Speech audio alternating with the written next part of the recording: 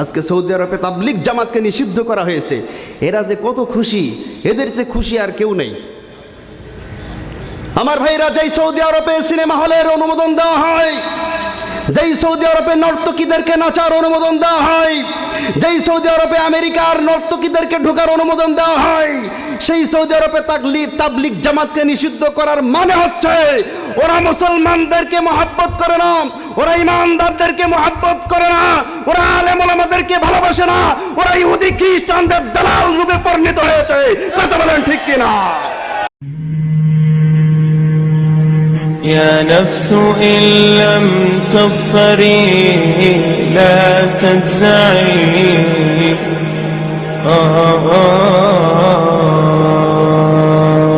আসসালামু আলাইকুম ওয়া রাহমাতুল্লাহি তাআলা ওয়া বারাকাতুহু। সাউন্ড একটু বাড়াই দেন। إن الحمد لله الأكرم الذي خلق الإنسان وكرم وعلمه من البيان ما لم يعلم فسبحان الذي لا يحصى امتنانه باللسان ولا بالقلم نشهد أن لا إله إلا الله وحده لا شريك له ونشهد أن سيدنا وحبيبنا ومولانا محمدا عبده ورسوله الذي أرسله بالحق بشيرا ونذيرا وداعيا إلى الله بإذنه وسراجا وقمرا منيرا فقد قال الله تعالى في كلامه المجيد وفرقانه الحميد أعوذ بالله من الشيطان الرجيم بسم الله الرحمن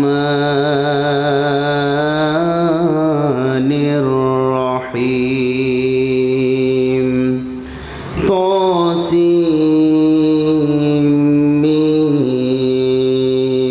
تلك آيات الكتاب المبين نتلو عليك بالنبأ موسى وفرعون بالحق لقوم يؤمنون إن فرعون علا في الأرض وجعل أهلها شيعا يستضعف طائفة منهم يذبح أبناءهم ويستحيي نساءهم إنه كان من المفسدين وقال تعالى في شان حبيبه إن الله وملائكته يصلون على النبي يا أيها الذين آمنوا صلوا عليه وسلموا تسليما اللهم صل على محمد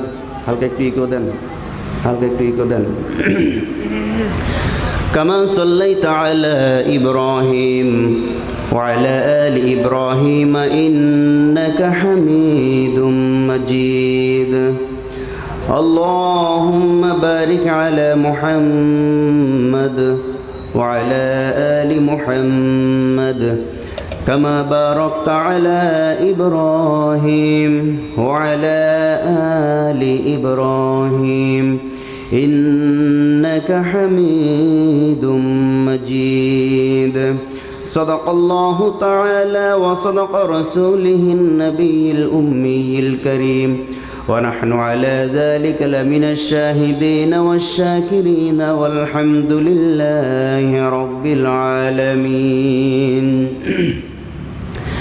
আমাদের প্রভু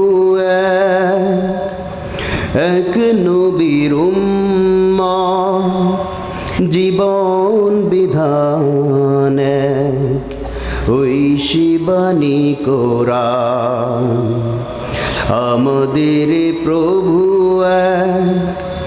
এক নবীর উম্মত জীবন বিধান ঐশী কোরআন তবে কেন এক নও হে মুসলমান এক হও করিয়া ভান তবে কেন এক নও হে মুসলমান এক হও করিয়া ভান বাইতুল্লাহ মদিনা শরীফ উহুদ পাহাড় বদরের মাঠ বাইতুল্লাহ উহুদের মাঠ বাইতুল্লাহ মদিনা শরীফ উহুদের মাঠ তায়েফের মাঠ একটা তো জীবন আর মরণ তো একবার একটা তো জীবন আর মরণ তো একবার সকলেরই তরে আছে একই স্থান তবে কেন এক নও হে মুসলমান এক হও করিয়াও ভান তবে কেন এক নও হে মুসলমান এক হও করিয়াও ভান হাসরের মাঠে মিজানের মাপে লৌহে মাহফুজ পুলসিরাত হাসরের মাঠে মিজানের মাপে লৌহে মাহফুজ পুলসিরাত একটা তো চাঁদার একটাই সূর্য একটা তো চাঁদার একটাই সূর্য সকলে নিয়ম মেনে আলো করে দান তবে কেন এক নও হে মুসলমান এক হও করিয়াও ভান তবে কেন এক নও হে মুসলমান এক হও করিয়াও ভান বলে আমিন দারুস সুন্নাহ হিফজুল কোরআন মাদ্রাসা ও এতিমখানার উদ্যোগে আয়োজিত আজকের এই বাৎসরিক ওয়াজ মাহফিলের সম্মানিত সভাপতি আলহাজ জনাব মোহাম্মদ আব্দুর রউফ সাহেব, বিশিষ্ট ব্যবসায়ী ও সভাপতি শামসুন নাহার মহিলা মাদ্রাসা পুলেহাট যশোর, মাহফিলে সভাপতিত্ব করার কারণে আল্লাহ পাক রব্বুল আলামিন তার পুরা জিন্দগিটাকে ইসলামের জন্য কবুল করুন, আমরা সকলে বলি আমিন। আজকের এই মজলিসে বসে আমার পূর্বে যারা আলোচনা করেছেন বিশিষ্ট ইসলামী চিন্তাবিদ উস্তাদুল আসাতিজা হাফিজ মোহাম্মদ বেলাল হুসাইন মুহতামিম নাজির শঙ্করপুর মাদ্রাসা যশোর, আমার পূর্বে যিনি আলোচনা করেছেন অত্যন্ত সুমিষ্টভাষী বক্তা আমার প্রাণপ্রিয় বড় ভাই হাফিজ কারি মাওলানা কামাল হুসাইন যশোরী সাহেব, আল্লাহ সুবহানাহু ওয়া তাআলা তার এই কণ্ঠটাকে শুধুমাত্র বাংলাদেশ নয় সারা বিশ্বের জন্য কবুল করুন, আমরা সকলে বলে আমিন। সম্মানিত উপস্থিতি, আজকে মঞ্চে যারা উপবিষ্ট আছেন সম্মানিত ওলামায়ে কেরাম, ফজলায়ে ইজম, আইম্মায়ে মাসাজিদ, দূর দূরান্ত থেকে আগত কনকনে শীতকে উপেক্ষা করে মুসলিম মুওয়াহিদ প্রাণ প্রিয় ভাইরা, পর্দার মধ্যে অবস্থানরত সম্মানিত মা এবং বোনেরা, আল্লাহ সুবহানাহু ওয়া তাআলার মহান দরবারে হাজারো লাখ কোটি শুকরিয়া জ্ঞাপন করছি, যিনি আমাদেরকে অত্যন্ত মহব্বত করে এবং ভালোবেসে শীতকে উপেক্ষা করে কোরআনকে মহব্বত করে কোরআনের মাহফিলে এসে উপস্থিত হওয়া তৌফিক এনায়েত করেছেন। এজন্য আমরা সকলেই বলি আলহামদুলিল্লাহ, আরো জোরে বলি আলহামদুলিল্লাহ। ربنا لك الحمد حمدا كثيرا طيبا مباركا فيه يا ربي لك الحمد كما ينبغي لجلال وجهك وعظيم سلطانك। আমার ভাইরা, আপনারা এই মাহফিলে উপস্থিত হয়ে খুশি না বেজার? অল্প না বেশি? আমরা সকলেই খুশি, একজন কিন্তু অখুশি, ঠিক না? তিনি কে? সে যদি অখুশি হয় আমাদের কোনো অসুবিধা আছে? আমরা কাকে খুশি করতে চাই? জোরে বলেন, কাকে খুশি করতে চাই? আল্লাহকে খুশি করতে গিয়ে এরকম হাজারো শয়তান যদি আমাদের উপর অখুশি থাকে আমাদের কোনো কিছু যায় আসে না, ঠিক না বলেন? আমরা আল্লাহর খুশির জন্য সব কিছু করতে পারি, ঠিক না? দুরুদ ও সালাম নাজিল হোক সে মহান মানবতার মুক্তির দিশারি, মানবতার মুক্তির দূত, যার মাধ্যমে আমরা নিজেদেরকে মুসলিম হিসেবে নিজেদেরকে পরিচয় দিতে পারি। বলি সাল্লাল্লাহু আলাইহি ওয়াসাল্লাম। সম্মানিত উপস্থিতি, আমরা এখানে বসেছি কি শোনার জন্য? সবাই কথা বলবেন। কোরআন শোনার জন্য। কোরআন এমন একটি কিতাব, যেই কিতাব আপনি শুধুমাত্র তেলাওয়াত করবেন, সওয়াব আছে না নেই? যেই কোরআন আপনি শুধুমাত্র শুনবেন, সওয়াব আছে না নেই? যেই কোরআন আপনি পড়ে নিজে পড়াবেন, সওয়াব আছে না নেই? যেই কোরআন আপনি নিজে শেখার জন্য পড়বেন, সওয়াব আছে না নেই?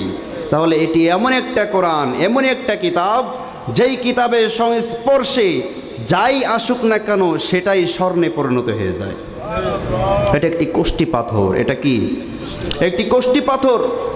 কোষ্টি পাথরের সাথে যেরকম লোহা টাচ লাগলে স্বর্ণে পরিণত হয়ে যায়, ঠিক তেমনিভাবে এই কোরআনের সাথে যাদের সম্পর্ক জুড়ে যায়, কোরআনের সাথে যার সংস্পর্শ লেগে যায়, তাকেই আল্লাহ পাক রব্বুল আলামিন হীরার টুকরা বানিয়ে দেন।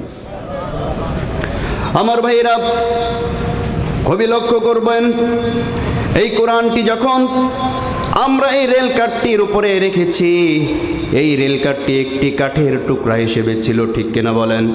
ইতিপূর্বে একটি কাঠের টুকরা ছিল, কোনো অমূল্য ছিল না। বিভিন্ন সমিলের আশেপাশে এই কাঠের টুকরাটি পড়ে পড়ে থাকতো। কেউ কখনো ওর উপরে গিয়ে বসতো, কেউ পাড়া দিত, কতভাবেই লাঞ্ছিত অপমানিত হতো। কিন্তু মিস্ত্রি সাহেব যখন এই রেল কাঠটিকে নিয়ে কোরআনের নিচে রেখে দিয়েছেন, কোরআন রাখার পাত্র অনুযায়ী এই রেল কাঠের মর্যাদা এখন আছে না নাই? জোরে বলেন, আছে না নাই? শুধুমাত্র তাই নয়, এই কোরআনটাকে একটা কাপড় দিয়ে পেঁচিয়ে রাখা হয়, নাম হচ্ছে জুজদান। নাম কি? জুজদান। জুজদান হিসাবে যখন একটি কাপড়ের টুকরাকে আপনি কোরআনের সাথে পেঁচিয়ে রাখলেন, আল্লাহ পাক রব্বুল আলামিন কোরআনের সংস্পর্শে আসার কারণে ওই কাপড়ের টুকরাটারও মর্যাদা বৃদ্ধি করে দিলেন। বলেন সুবহানাল্লাহ। শুধুমাত্র তাই নয়, এই কোরআন যেই রাত্রে নাজিল হয়েছে, ওই রাত্রে এই কোরআন নাজিল হওয়ার কারণে আল্লাহ পাক রব্বুল আলামিন ওই রাতের মর্যাদাও বাড়িয়ে দিয়েছেন কি দেন নাই? আপনারা কি আমার কথা বুঝতেছেন? বুঝতেছেন? আলোচনা কি কিছুক্ষণ চলবে? এই আধা ঘন্টার মতন হলেও তো হবে নাকি ইনশাআল্লাহ?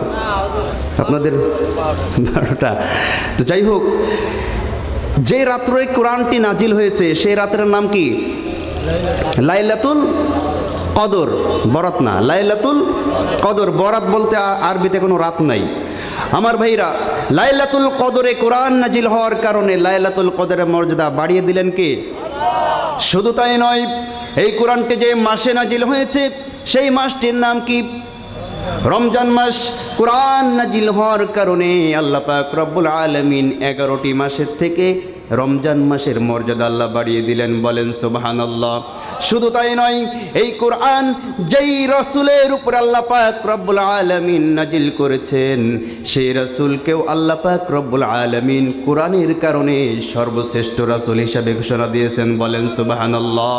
শুধুমাত্র তাই নয়, এই কোরআন যেই ফেরেশতা আল্লাহর পক্ষ থেকে, এই কোরআন যেই ফেরেশতা নবী রাসূলদের উপরে নিয়ে আসছেন, আল্লাহর নবীর কাছে নিয়ে আসছেন, আসমান থেকে বয়ে নিয়ে আসছেন, এই কোরআন বওয়ার কারণে, কোরআনের সংস্পর্শ লাগার কারণে আল্লাহ পাক রব্বুল আলামিন ওই ফেরেশতারও মর্যাদা বাড়িয়ে দিয়েছেন। কথা বলেন ঠিক কিনা? শুধুমাত্র তাই নয়, এই কোরআন পৃথিবীর বুকে যেই সমস্ত মানুষ ধারণ করেছে, এই কোরআন পৃথিবীর বুকে যেই সমস্ত মানুষ মেনে নিয়েছে, কোরআন ধারণ করার কারণে, কোরআন মেনে নেওয়ার কারণে পৃথিবীর বুকে সর্বশ্রেষ্ঠ মানুষ হিসাবে আল্লাহ পাক রব্বুল আলামিন তাদের ঘোষণা দিয়ে দিয়েছেন। বলেন সুবহানাল্লাহ। কিসের বরকতে? কিসের পাওয়ারে? কোরআনের পাওয়ারে, কোরআনের বরকতে। ঠিক কিনা বলেন? আমার ভাইয়েরা, এটা যেন তেন কিতাব নয়। এই কিতাবের কাছে যারাই আসবে তারাই সম্মানিত হবে। ঠিক কিনা বলেন? আর এই কিতাবের বিরুদ্ধে যারা যাবে তারা অপমানিত হবে, লাঞ্ছিত হবে। ঠিক কিনা বলেন? পৃথিবীর ইতিহাস আপনারা দেখবেন, আল্লাহর পক্ষ থেকে আল্লাহ পাক রব্বুল আলামিন পৃথিবীর বুকে যা মনোনীত করেছেন, এই মনোনীত জিনিসের বিরুদ্ধে যেই গিয়েছে যুগে যুগে তারা অপমানিত হয়েছে, লাঞ্ছিত হয়েছে। কথা বলেন ঠিক কিনা? কথা বলেন ঠিক কিনা? এখনো পর্যন্ত যদি আমরা সজাগ হতে না পারি, এখনো পর্যন্ত যদি আমরা বুঝতে শিখতে না পারি, আর কবে বুঝবো? ঠিক কিনা বলেন? এজন্য আল্লাহ পাক রব্বুল আলামিন বলেছেন, কিছু কিছু মানুষ আছে যাদের কান থাকতেও তারা বয়রা, যাদের চোখ থাকতেও তারা অন্ধ, যাদের বুঝ শক্তি থাকতেও তারা পাগল। কে বলেছেন এ কথা? কে বলেছেন? আল্লাহ রাব্বুল আলামিন বলেন, ওয়ালাকাদ যারানা লিজাহান্নামা কাসীরাম মিনাল জিন্নি ওয়াল ইনস লাহুম কুলুবুল লা ইয়াফকাহুনা বিহা ولهم أعين لا يبصرون بها ولهم آذان لا يسمعون بها أولئك كالأنعام بل هم أضل أولئك هم الغافلون جرب الله أكبر ولقد ذرأنا لجهنم আমি জাহান্নামে দেওয়ার জন্য কিছু মানুষকে নির্বাচিত করেছি। কিছু মানুষকে জাহান্নামের জন্য আমি নির্বাচিত করেছি, যাদেরকে আমি জাহান্নামে দিব। পৃথিবীর বুকে তাদেরকে কয়েকটি বৈশিষ্ট্য আমি দিয়েছি। শুনতে চান কয়েকটা বৈশিষ্ট্য? 1 নম্বর বৈশিষ্ট্য, আল্লাহ পাক রব্বুল আলামিন বলেন, লাহুম কুলুবুন, আমি তাদেরকে একটি বিবেক দিয়েছি, অন্তর দিয়েছি, বুঝ শক্তি দিয়েছি। লাহুম কুলুবুন, একটি অন্তর আমি তাদেরকে চিন্তা ভাবনা করার জন্য দিয়েছি। লা ইয়াফকাহুনা বিহা, কিন্তু তারা এই অন্তর দিয়ে, হৃদয় দিয়ে কখনো ভালো জিনিসটাকে উপলব্ধি করতে পারে নাই। কথা বলেন ঠিক কিনা? পৃথিবীর বুকে যেখানে ভালো কাজ হয় না কেন, এক শ্রেণীর মানুষ আছে নিজেও ভালো কাজ করবে না, অথচ ভালো কাজের বিরোধিতা করবে। এরকম আল্লাহর ওলি আছে না নাই? জোরে বলেন আছে না নাই? যেখানে নিজেও ভালো কাজ করতে পারে না, বরঞ্চ যারা ভালো কাজ করছে তাদের সহযোগিতা করা উচিত ছিল, কিন্তু এক শ্রেণীর মানুষ আছে সহযোগিতা করবেই না, বরঞ্চ ভালো কাজ যাতে না হয় এই চিন্তা ভাবনা করবে। কথা বলেন ঠিক কিনা? ভালো কাজের কথা কখনো চিন্তা করে না, কোরআনের কথা কখনো চিন্তা করে না, আল্লাহর বিধানের কথা কখনো সে উপলব্ধি করতে পারে না। এজন্য তার বৈশিষ্ট্য আছে সর্ব অবস্থায় খারাপ জিনিসের সাপোর্ট করবে, সর্ব অবস্থায় খারাপ জিনিসের সাথে থাকবে। ভালো জিনিসের সাপোর্ট, ভালো জিনিসের সাথে সে কখনোই থাকতে পারবে না, বলি নাউজুবিল্লাহ। এজন্য আল্লাহ বলছেন লাহুম কুলুবুন, তাকে একটি অন্তর দিয়েছিলাম উপলব্ধি করার জন্য, লা ইয়াফকাহুনা বিহা, কিন্তু সে উপলব্ধি করতে পারে নাই। ওয়ালাহুম আ'য়ুনুল লা ইউবসিরুনা বিহা, আমি তাকে দুইটা চক্ষু দান করেছিলাম, এই দুইটা চক্ষু দিয়ে সে দেখে দেখে কোনটা ভালো এবং কোনটা মন্দ, ভালো এবং মন্দ যাচাই বাছাই করে দুনিয়ায় জীবনযাপন করার জন্য আমি দুইটা চোখ দিয়েছিলাম, ঠিক কিনা বলেন? আমি তাকে দুইটা চক্ষু দিয়েছিলাম বেগানা বেহায়া মহিলাদের দিকে তাকাবার জন্য নয়, আমি তাকে দুইটা চক্ষু দিয়েছিলাম 3.5 ঘন্টা 3 ঘন্টা সিনেমার সামনে বসে থাকার জন্য নয়, আমি তাকে দুইটা চক্ষু দান করেছিলাম শুধুমাত্র সে খারাপ কাজ জিনিস দেখবে, ব্লু ফিল্ম দেখবে, মোবাইলের মধ্যে নারীদের বেহায়া বেপানা এইগুলা উলঙ্গপানা দেখবে, এই কারণেই কিন্তু আমি তাকে চক্ষু দান করেছিলাম না। আমি তাকে দুইটা চক্ষু দান করেছিলাম, এই চক্ষু দিয়ে পৃথিবীর বুকে ভালো ভালো জিনিসগুলা দেখে উপলব্ধি করবে। আর আমি তাকে যে কোরআনটা দিয়েছি, এই কোরআন দেখে দেখে কোরআন অনুযায়ী জীবনটা সাজাবে, এই কারণে দুইটা চোখ দিয়েছিলাম। কিন্তু আমি তাকে যে চোখ দিয়েছিলাম ওয়ালাহুম আ'য়ুনুল লা ইউবসিরুনা বিহা, এই চোখ দিয়ে ভালো জিনিস তো কখনোই দেখে নাই, সবসময় খারাপের পিছনে পড়ে থাকতো, বলি নাউজুবিল্লাহ। কোরআন আমাদের সামনে আছে, অনেক মানুষের সামনে আপনি কোরআনের কথা বলবেন, তুমি তা তোমারটা পালন করে যাও, তোমার হুজুর ঘুরে নিয়ে তুমি থাকো, বড় হুজুর হয়ে পড়েছো তুমি। আছে না না এরকম মানুষ? ভালো কথা বলতেও চায় না, আবার শুনতেও চায় না, আরেকজন ভালো কথা বলে তার পিছনেও লাগালাগি করে। আছে না নেই? জোরে বলেন আমার ভাইরা। এই জন্য এই চক্ষু আল্লাহ পাক রব্বুল আলামিন দিয়েছেন, চক্ষুর হেফাজত আমাদেরকে করতে হবে। যেই কারণে আল্লাহ পাক রব্বুল আলামিন আপনাকে আমাকে চক্ষু দান করেছেন, চোখের শুকরিয়া আমাদেরকে আদায় করতে হবে, ঠিক কিনা বলেন?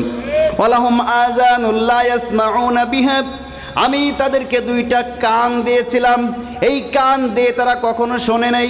কে বলতেছেন? আল্লাহ বলতেছেন কান দিয়ে শোনে নাই। তার মানে কি আমরা সবাই কি বয়রা নাকি? আমরা সবাই কি বয়রা? এখানে আপনারা যারা আসছেন কেউ তো আমার মনে হয় না যে বয়রা। বয়রা হইলে তো কেউ মাহফিলে আসতো না, আসতো।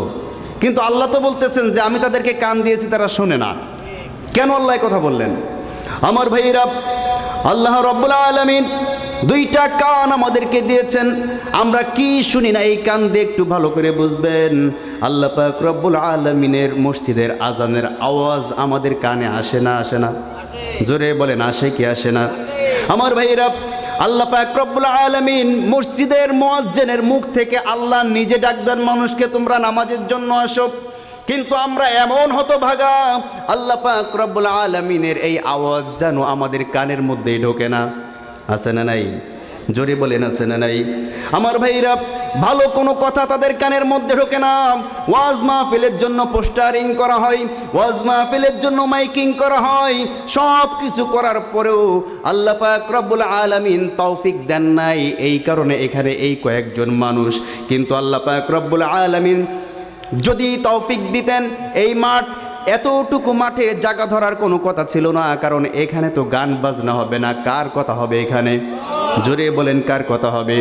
কিন্তু যদি এখানে গানের আয়োজন করা হতো, বাদ্যযন্ত্র নর্তকীদেরকে নিয়ে নাচ গানের আয়োজন করা হতো, মাইকিংও লাগতো না, পোস্টারও লাগতো না, শুধুমাত্র লোকের মুখে শুনে শুনে এখানে এমনিতেই জায়গা দেওয়া যেত না। কথা বলেন ঠিক কিনা? ঠিক কিনা আমার ভাইরা?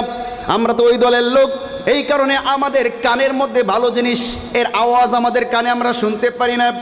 একদল মানুষ আছে দেখবেন এরকম, রাত্র 12টা-1টা পর্যন্ত চায়ের দোকানে বসে গল্প চলুক, কোনো অসুবিধা নাই। রাত্র 12টা-1টা পর্যন্ত পথের মোড়ে মোড়ে বসে আড্ডা চলুক, কোনো অসুবিধা নাই। সিনেমার সামনে সিনেমা চলুক, তাতে কোনো অসুবিধা নাই।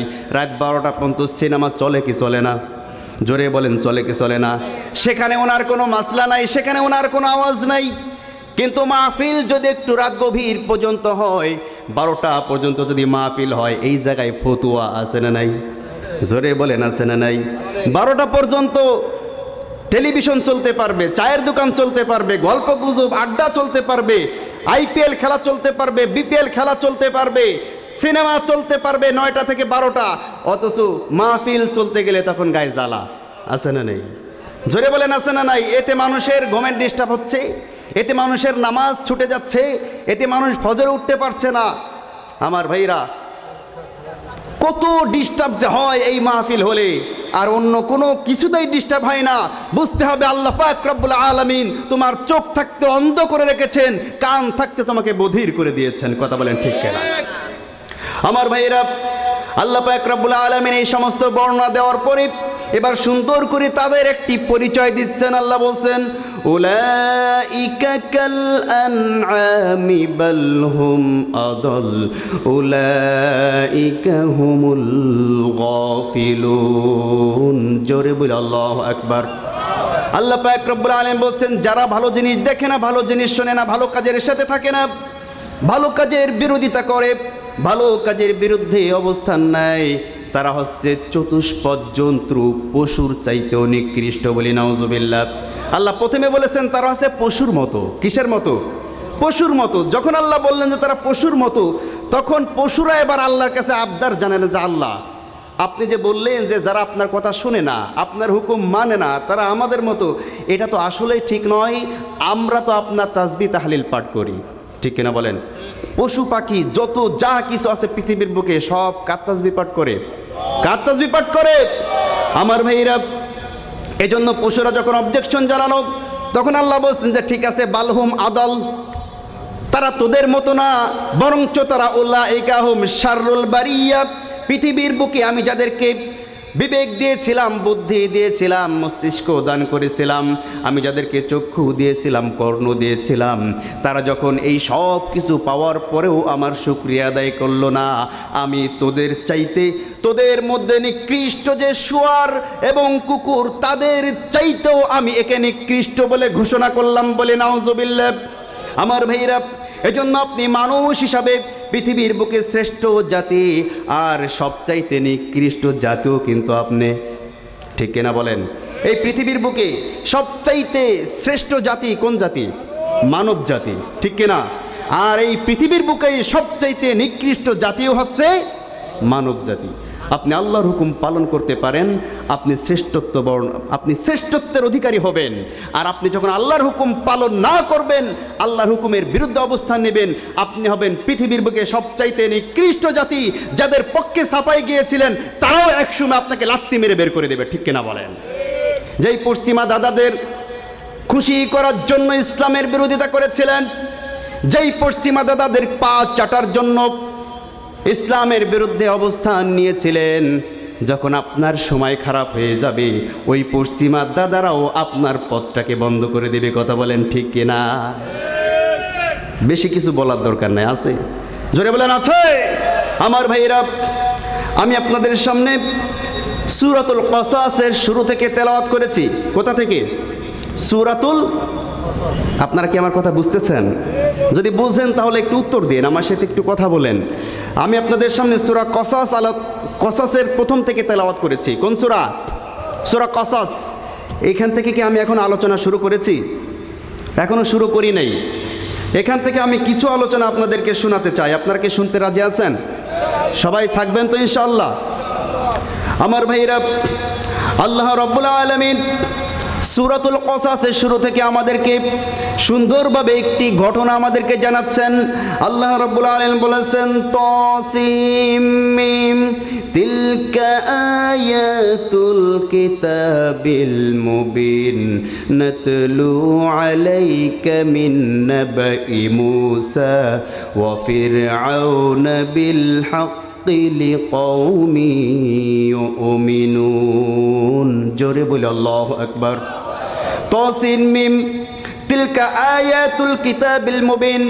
যেই তেলাওয়াত তোমাদের সামনে করা হলো, যেই কোরআন, এটি সুস্পষ্ট কোরআনের কিতাব, যা নাজিল হয়েছে কার পক্ষ থেকে? জোরে বলেন, কার পক্ষ থেকে? এখন আপনারা যে কথাটি শুনতেছেন, এই কথাগুলো সবই আল্লাহর কথা। কার কথা? যদিও আমার মুখ থেকে আমি বলছি, আল্লাহ পাক রব্বুল আলামিন আমার মুখ থেকে কার কথা বলাচ্ছেন? আল্লাহর নিজের কথা আপনাদের সামনে উপস্থাপনা করছেন। আল্লাহ পাক রব্বুল আলামিন বলেন নাতলু আলাইকা। এখানে আল্লাহর ভাষাটা দেখেন, ভালো করে বুঝবেন। আল্লাহ বলছেন নাতলু আলাইকা, আমি আল্লাহ তোমাদেরকে শোনাচ্ছি। সুবহানাল্লাহ পড়েন। কে শোনাচ্ছেন? আল্লাহ কখনো বলেছেন নাকি ওই বক্তা তোমাকে শোনাচ্ছে, অমুক তোমাকে শোনাচ্ছে? না, আল্লাহ বলছেন নাতলু আলাইকা, আমি তেলাওয়াত করে তোমাদেরকে শোনাচ্ছি। সুবহানাল্লাহ পড়েন। আল্লাহ পাক রব্বুল আলামিন তার বান্দাদের মাধ্যমে পবিত্র কুরআনুল কারীমের সমস্ত কথা, সমস্ত বর্ণনা সারা বিশ্বের বুকে ছড়িয়ে দিয়েছেন। কোন সুবহানাল্লাহ। এই কোরআনকে কেউ মিটিয়ে দিতে পারবে? এই কোরআনকে কেউ উৎখাত করতে পারবে? এই কোরআনকে কেউ শেষ করতে পারবে? এই কোরআনকে যারা শেষ করতে যাবে পৃথিবীর বুক থেকে, আল্লাহ পাক রব্বুল আলামিন তাদের ইজ্জত সহ তাদেরকে পৃথিবী থেকে শেষ করে দিবে। সাবধান হয়ে যেতে হবে আমাদেরকে, ঠিক কিনা বলেন? আমার ভাইয়েরা, কোরআনের ভাষাগুলো সুন্দর করে বুঝবেন। আল্লাহ পাক রব্বুল আলামিন বলেন নাতলু আলাইকা, আমি তোমাদেরকে তেলাওয়াত করে শোনাচ্ছি। কি তেলাওয়াত করে শোনাচ্ছি? কি বর্ণনা আল্লাহ দিচ্ছেন? মিন নাবাই মুসা ওয়া ফিরআউন। আল্লাহ পাক রব্বুল আলামিন মুসা এবং ফিরআউনের কিছু কথা আমাদেরকে শোনাবেন। বলেন সুবহানাল্লাহ। কার কথা? কার কথা? মুসা আর ফিরআউনের কথা আল্লাহ আমাদেরকে কিছু এখানে বর্ণনা দিবেন। কারণ আল্লাহ পাক বলতেছেন এই বর্ণনাটি কাজে লাগবে এক শ্রেণী মানুষের জন্য। তারা হচ্ছে বিল হাক্কি লিকাউমি ইউকিনুন, বিল হাক্কি লিকাউমি ইউমিনুন, যারা প্রকৃত পক্ষে সঠিকভাবে ঈমানদার হতে পেরেছে। আল্লাহ পাক রব্বুল আলামিন এই কথাগুলি তাদের কাজে লাগাবেন। বলেন সুবহানাল্লাহ। আগে থেকে কিন্তু আল্লাহ নিজেই আমাদেরকে ভালোভাবে বুঝিয়ে দিচ্ছেন যে এই যে কাহিনী, এই যে কিচ্ছা, এই যে গল্পটি তোমরা শুনতে চাচ্ছ, সামনে বর্ণনা হবে, এখনো কিন্তু শুরু হয় নাই। শুরু হয়েছে। আল্লাহ শুরু করার আগেই কিন্তু আমাদেরকে সতর্ক করতেছেন যে এই কাহিনী শুনে সহ্য করার মতো ক্ষমতা কেবলমাত্র ঈমানদারদের আছে, যাদের অন্তরের মধ্যে মুনাফিকি আছে। এই কাহিনী, এই গল্প শুনে সহ্য করার মতো ক্ষমতা তাদের আল্লাহ দেন নাই। কথা বলেন ঠিক কিনা?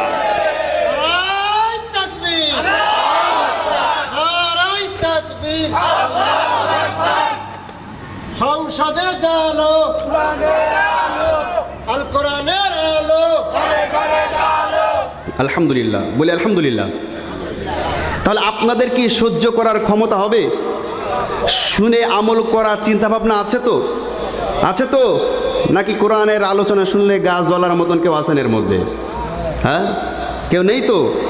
আমরা দেখব শেষ পর্যন্ত, বলি ইনশাআল্লাহ। আল্লাহ কিন্তু আমাদেরকে আগে থেকে সতর্ক করেছেন লাতলু আলাইকা মিন নাবাই মুসা। আমি কিন্তু এখন মুসার ফেরাউনের কথা বলবো তোমাদেরকে শিক্ষা দেওয়ার জন্য। তবে হ্যাঁ, বিল হাক্কি লিকাউমি ইউমিনুন, এটা উপলব্ধি করতে পারবে, এটা সহ্য করতে পারবে কেবলমাত্র মুমিন যারা, তারা। এজন্য আমরা দেখি বিভিন্ন স্থানে যখন আল্লাহর পক্ষ থেকে কথা নিয়ে আলেম ওলামাগণ মানুষের সামনে কোরআন তেলাওয়াত করে তার তাফসীর করে, একদল মানুষ সরাসরি সেখানে বাধা দেওয়া শুরু করে। কথা বলেন ঠিক কিনা? আল্লাহর এই কথার থেকে বোঝা গেল যে কোরআন বোঝার মতো ক্ষমতা, কোরআন মেনে নেওয়ার মতো ক্ষমতা একমাত্র মুমিন ছাড়া আর অন্য কারো নেই। কি কথা বুঝতে পেরেছেন আমার ভাইরা? এবার আল্লাহ পাক রব্বুল আলামিন সামনে আগাচ্ছেন। আল্লাহ বলছেন ইন্না ফিরআউনা আলা ফিল আরদি ওয়া জাআলা আহলাহা শিয়াআন ইয়াস্তাদঈফু তাইফাতাম মিনহুম ইউযাব্বিহু আবনাআহুম ওয়া ইস্তাহয়ী নিসাআহুম ইন্নাহু কানা মিনাল মুফসিদিন। জোরে বল আল্লাহু আকবার।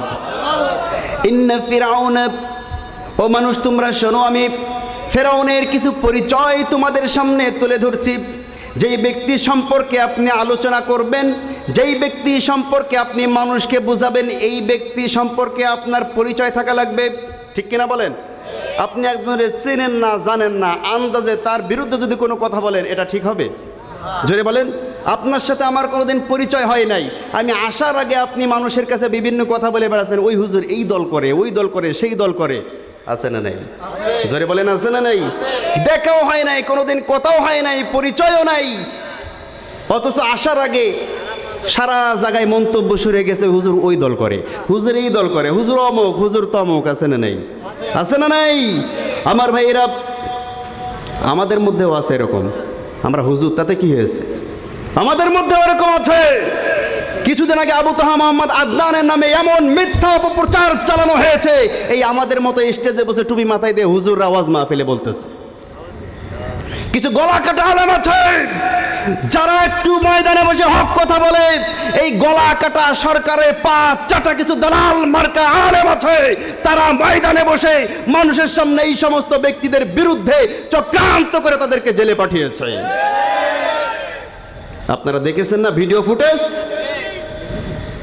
এনায়েতুল্লাহ আব্বাসীর পিছনেও সেদিনকে সে লেগেছে। কত বড় মুনাফিক!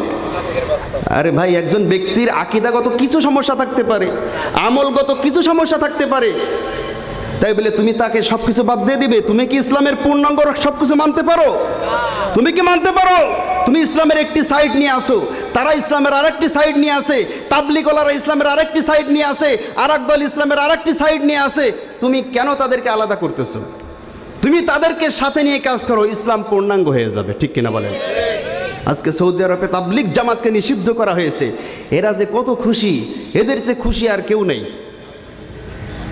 আমার ভাইরা, যেই সৌদি আরবে সিনেমা হলের অনুমোদন দেওয়া হয়, যেই সৌদি আরবে নর্তকীদেরকে নাচার অনুমোদন দেওয়া হয়, যেই সৌদি আরবে আমেরিকার নর্তকীদেরকে ঢোকার অনুমোদন দেওয়া হয়, সেই সৌদি আরবে তাবলীগ জামাতকে নিষিদ্ধ করার মানে হচ্ছে ওরা মুসলমানদেরকে মহব্বত করে না, ওরা ইমানদারদেরকে মহব্বত করে না, ওরা আলেম ওলামাদেরকে ভালোবাসে না, ওরা ইহুদি খ্রিস্টানদের দালাল রূপে পরিণত হয়েছে। কথা বলেন ঠিক কিনা? নারায়ে তাকবীর, নারায়ে তাকবীর, আল কোরআনের আলো সংসদে জালো। বলে আলহামদুলিল্লাহ। আপনারা কি রাগ করলেন নাকি? রাগ করলেন? আমি বুঝলাম, আমি মেনে নিলাম তাবলীগ জামাতের মধ্যে সমস্যা আছে, মেনে নিলাম। কি সমস্যা? তাদের ওই ফাজাইলে আমলের মধ্যে কিছু জয়ীফ হাদিস আছে, কিছু দুর্বল হাদিস আছে, আমলগত কিছু সমস্যা আছে, তাদের মধ্যে দুইটা দল আছে। ঠিক কিনা? দুইটা দল আছে না, একটা হচ্ছে সাদ গ্রুপ আর একটা হচ্ছে জোবায়ের গ্রুপ। যাই হোক, আছে, মেনে নিলাম। তোমরা যারা বিরোধিতা করতেছো, তোমাদের মধ্যে তো 14টা গ্রুপ রয়েছে, তোমাদের মধ্যেই তো একতা নাই। তোমাদের মূল যারা, তাদের মধ্যেই তো ডিভাইডেড, এত ডিভাইডেড, একজন আরেকজন দেখলে সালামও দেয় না। মানুষের সমালোচনা করার সময় তো খুব সমালোচনা করতে পারো, এই কথা তো একবার তোমার মুখ থেকে বের হলো না যে তাবলীগ জামাতের মধ্যে যে সমস্যাগুলো আছে, আমরা তাদের মুরব্বীদেরকে নিয়ে বসে তাদের সাথে একত্রিত হয়ে আমরা সলা পরামর্শ করি যে তোমাদের এই সমস্যাগুলো আছে, আপনারা প্রমাণিত করেন যে এগুলো আসলে সমস্যা। তারা যদি মেনে না নিত তখন আপনি করতে পারতেন। দেখা নাই, শোনা নাই, বোঝা নাই, আন্দাজে আপনি কি করলেন? তার বিরোধিতা শুরু করে দিলেন। ডক্টর জাকির নায়েক সর্বপ্রথম যখন এই সারা বিশ্বে আলেম ওলামা সহ সারা বিশ্বে যখন কোরআনের দাওয়াত দিতে লাগলো, ইসলামের দাওয়াত দিতে লাগলো, ওই সময়ও এক শ্রেণীর আলেম নামের মুনাফিকরা ডক্টর জাকির নায়েককে বলেছে ইহুদি খ্রিস্টানদের দালাল। বলেছে কি বলে নাই? জোরে বলেন, বলেছে কি বলে নাই? আমার ভাইরা, আমি যদি ইহুদিদের দালাল হই, ভালো করে বুঝবেন, তাহলে আমি কি ইহুদিদের পক্ষে কাজ করব নাকি মুসলমানদের পক্ষে কাজ করব? ইহুদিদের পক্ষে কাজ করব না। তা ডাক্তার জাকির নায়েক যদি ইহুদি খ্রিস্টানদের দালাল হতো, তাহলে ডাক্তার জাকির নায়েক কি মানুষকে মুসলমান বানাইতো নাকি মুসলমানকে ইহুদি বানাইতো? কথা কয় না। এই যে কাদা ছুড়াছুড়ি, এই যে আন্দাজে আরেকজনের বিরুদ্ধে অপবাদ দেওয়া, এটা আল্লাহ পাক রব্বুল আলামিন কখনোই পছন্দ করেন না। কথা বলেন ঠিক কিনা? এজন্য এই কোরআন আল্লাহ পাক রব্বুল আলামিন কেবলমাত্র ঈমানদারদের জন্য নাজিল করেছেন। শুধুমাত্র ঈমানদারদের জন্য বুঝতে সক্ষম হবে শুধুমাত্র ঈমানদাররা। আর যারা ঈমানদার না, তারা এটা বুঝতে সক্ষম হবে না, মানতেও সক্ষম হবে না। এজন্য আল্লাহ এখানে আমাদেরকে জিনিসটা বুঝিয়েছেন, একজনের বিরুদ্ধে বলার আগে তার বিষয়ে তোমাকে আগে জানতে হবে। কি কথা বুঝেন নাই? তার বিষয়ে সম্পূর্ণভাবে তুমি ভালোভাবে জানো, জেনে তারপরে বিরোধিতা করো। আমার ভাইয়েরা, এবার আল্লাহ পাক রব্বুল আলামিন ফেরাউনের কথা বর্ণনা করার আগে আপনাকে আমাকে ফিরাউনের পরিচয় দিচ্ছেন। ফিরাউন কেমন মানুষ ছিল? ইন্না ফিরাউনা আলা ফিল আরদি ওয়া জাআলা আহলাহা শিয়াআন ইয়াস্তাদঈফু তাইফাতাম মিনহুম ইউযাব্বিহু আবনাআহুম ওয়া ইস্তাহয়ী নিসাআহুম ইন্নাহু কানা মিনাল মুফসিদিন। জোরে বল আল্লাহু আকবার। ইন্না ফিরাউনা আলা ফিল আরদ, এই পৃথিবীর বুকে ফিরাউন একজন ক্ষমতাসীন ব্যক্তি ছিল। ফিরাউনকে আমি বাদশা বানিয়েছিলাম। বাদশা বানানোর পরে ফিরাউন যে কাজগুলো করেছে তার কাজ হচ্ছে ওয়াজআলা আহলাহা শিয়াআন। সর্বপ্রথম যখন ক্ষমতায় আসলো তার প্রথম মিশন ছিল মানুষদেরকে আলাদা করে দেওয়া। ফিরাউনের প্রথম মিশন কি ছিল? মানুষদের ভিতরে দ্বন্দ্ব বাঁধিয়ে, ফাসাদ বাঁধিয়ে মানুষদেরকে দলে দলে বিভক্ত করে দেওয়া ফিরাউনের এক নম্বর কাজ। ভালো করে বুঝবেন, আজকেও সমাজের বুকে যারা মানুষদের মধ্যে ইখতিলাফি মাসলা মাসাইল ঢুকিয়ে, যারা মানুষদের মধ্যে ইখতিলাফি মাসলা নিয়ে গুতাগুতি বাঁধিয়ে, রফুল ইয়াদাইন, আমিন জোরে, আমিন আস্তে, বুকে হাত বাঁধা, নাভিতে হাত বাঁধা, এই সমস্ত টুকি নাকি মাসলা দিয়ে মুসলমানদের মধ্যে ডিভাইডেড তৈরি করছে, এরা ফিরাউনের উত্তরসূরি ছাড়া কিছু নয়। কথা বলেন ঠিক কিনা? মানুষদের মধ্যে ডিভাইডেড করা, মানুষদেরকে দলে দলে বিভক্ত করা, এটা ফিরাউনের কাজ ছিল। ফিরাউনের সর্বপ্রথম মিশন ছিল মানুষ যাতে একত্রিত হতে না পারে। আমরা যখনই দেখি চরমোনাই সহ, আপনার হেফাজত সহ বাংলাদেশে যত ইসলামী দল আছে, সমস্ত ইসলামী দল যখনই একত্রিত হবার একটা সিদ্ধান্ত নেয়, এই ফিরাউন মার্কা কিছু মৌলবী তখন এদের বিরোধিতা শুরু করে দেয়, এক হতে দেয় না। আমার ভাইরা খুবই ভালো করে বুঝবেন, ফিরাউনের এক নম্বর কাজ ছিল আহলাহা শিয়াআন, মানুষদেরকে দলে দলে বিভক্ত করা, আলাদা করা, মুসলমান জাতি এক হতে না পারে। কারণ মানুষ যদি এক হয়ে যায়, মানুষ যদি এক থাকে, ওই এক থাকা জাতিদেরকে কখনো দমানো যায় না। ঠিক কিনা বলেন? যদি একটা সংসার এক থাকে, একটা সমাজ এক থাকে, একটা এলাকার মানুষ এক থাকে, ওই এলাকায় পুলিশ ঢুকতে গেলেও কিন্তু সমস্যা হয়। ঠিক কিনা বলেন? ওই এলাকায় ডাকাতি করতে গেলেও কিন্তু সমস্যা হয়। ওই এলাকায় মাস্তানি করতে গেলে কিন্তু আপনি ফিরে আসতে পারবেন না। ঠিক কিনা বলেন? কিন্তু যেই এলাকায় 5 জন নেতা থাকে, 5 জন নেতার দলগুলোও আলাদা আলাদা থাকে, ওই সমাজে গিয়ে আপনি একটা দলকে যখন মারবেন, বাকি 4টা দল কিন্তু এগিয়ে আসবে না, বরং আরো উস্কানি দিবে। ঠিক কিনা বলেন? ঠিক কিনা আমার ভাইয়ের? এই জন্য ফেরাউন বনি ইসরাইল সহ যত জাতি ছিল তার সময় সমস্ত জাতিদেরকে দলে দলে ডিভাইডেড করে রাখতো, যাতে করে তার ক্ষমতা টিকে থাকে। কি টিকে থাকে? ক্ষমতা টিকে রাখার জন্য ফেরাউন মানুষদেরকে দলে দলে বিভক্ত করত। আমার ভাইয়েরা, এটা ছিল তার প্রথম কাজ।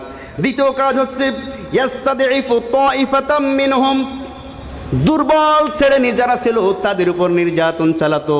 এই কাজটাও ছিল ফেরাউনের কাজ। দুর্বল যারা ছিল, যাদের ক্ষমতা ছিল না, দুর্বলদের উপরে নিপীড়ন, নিষ্পেষণ সব কিছু চালাতো আছে ফেরাউন। এটা হচ্ছে ফেরাউনের দ্বিতীয় কর্মসূচি। যারা একটু নিম্ন শ্রেণী, যাদের শক্তি কম, বল কম, টাকা নাই, গরিব মানুষ, দরিদ্র, তাদের উপরে নির্যাতন চালানো, নিষ্পেষণ চালানো, জোর করে তাদের উপরে হামলা দেওয়া, মামলা দেওয়া, এটা হচ্ছে ফেরাউনের কাজ ছিল। কি কথা বুঝেন নাই? বুদ্ধিমানের জন্য কি ইশারাই যথেষ্ট। আমার ভাইরা, ফেরাউনের আরেকটি কাজ ছিল হচ্ছে ইউযাব্বিহু আবনাআহুম ওয়া ইস্তাহয়ী নিসাআহুম। ফেরাউনের আরেকটি মিশন ছিল, যে মিশনটি হচ্ছে তাফসীরের মধ্যে 2 ভাবে লেখা হয়েছে। একভাবে লেখা হয়েছে যে পুরুষদেরকে সে হেয় প্রতিপন্ন করে রাখতো আর নারীদেরকে ক্ষমতা দিত। কথা বুঝেন নাই? পুরুষদেরকে হেয় প্রতিপন্ন, নির্যাতন, নিপীড়ন করে রাখতো, নারীদেরকে চাকরি দিত, নারীদেরকে ক্ষমতা দিত। নারীদের যত অধিকার সব নারীদের অধিকার, পুরুষদের কোনো অধিকারই নাই। এই সমাজে হচ্ছে নারীরা রাজমিস্ত্রি আর পুরুষরা সব জুগাড়ি। ঠিক কিনা আমার ভাইরা? এই মিশনটা ছিল ফেরাউনের। আর এক তাফসীরের মধ্যে লেখে ইউযাব্বিহু আবনাআহুম, পুত্র সন্তানদেরকে হত্যা করত, ওয়া ইস্তাহয়ী নিসাআহুম, আর কন্যা সন্তানদেরকে জীবিত করে রাখত। তার কারণ হচ্ছে পুরুষ শূন্য যখন একটি জাতি হয়ে যায়, একটি গ্রামে যখন দেখবেন পুরুষ শূন্য হয়ে যায়, ওই গ্রামের নারীরা জেনা ব্যভিচারে বেশি লিপ্ত হয়। ঠিক কিনা আমার ভাইরা? এজন্য ফেরাউনের খুব মুখ্য উদ্দেশ্য ছিল এলাকা থেকে পুরুষ শূন্য করা। পুরুষ শূন্য হয়ে গেলে ওই সমাজের মানুষ জেনা ব্যভিচারে বেশি লিপ্ত হবে, আর যেই সমাজের মানুষ জেনা ব্যভিচারে লিপ্ত থাকে ওই সমাজের মানুষ কখনো আল্লাহ পাক রব্বুল আলামিনের উপর ঈমান আনতে পারে না। কথা বলেন ঠিক কিনা? ঈমান যখন না আনতে পারবে, বেঈমানদের সামনে যখন ফেরাউন বলবে আনা রব্বুকুমুল আলা, কেউ আর বিরোধিতা করবে না। ঠিক কিনা বলেন আমার ভাইরা? সে পুরুষদেরকে হত্যা করত, নারীদেরকে জীবিত রাখত। এই কথা কেন আল্লাহ পাক রব্বুল আলামিন এখানে বলেছেন?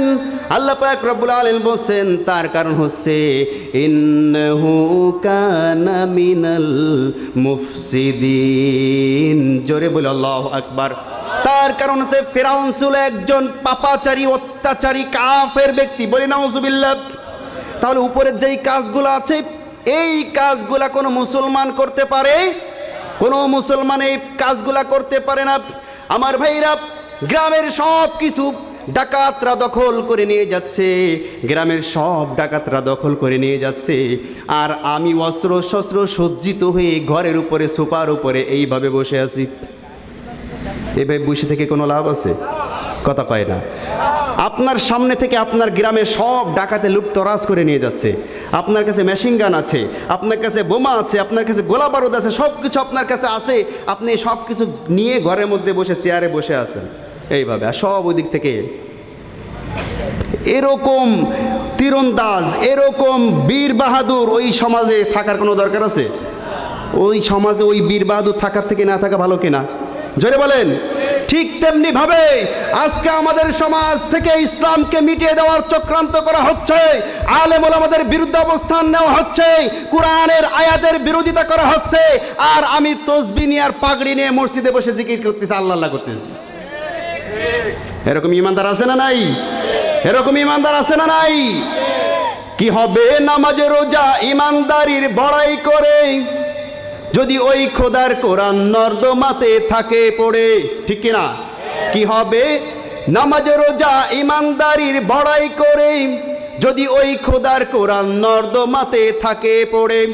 মসজিদের কোণে বসে জিকির যত করো কোষে, মসজিদের কোণে বসে জিকির যত করো কোষে, এভাবে যায় না পাওয়া আল্লাহকে, এভাবে যায় না পাওয়া আল্লাহকে। কি হবে বেঁচে থেকে, কি হবে বেঁচে থেকে, অযথা বিদ্যা শিখে যদি না গড়তে পারো শোষণবিহীন সমাজটাকে? কি হবে বেঁচে থেকে? ঠিক কিনা বলেন আমার ভাইরা? খুবই ভালো করে বুঝবেন।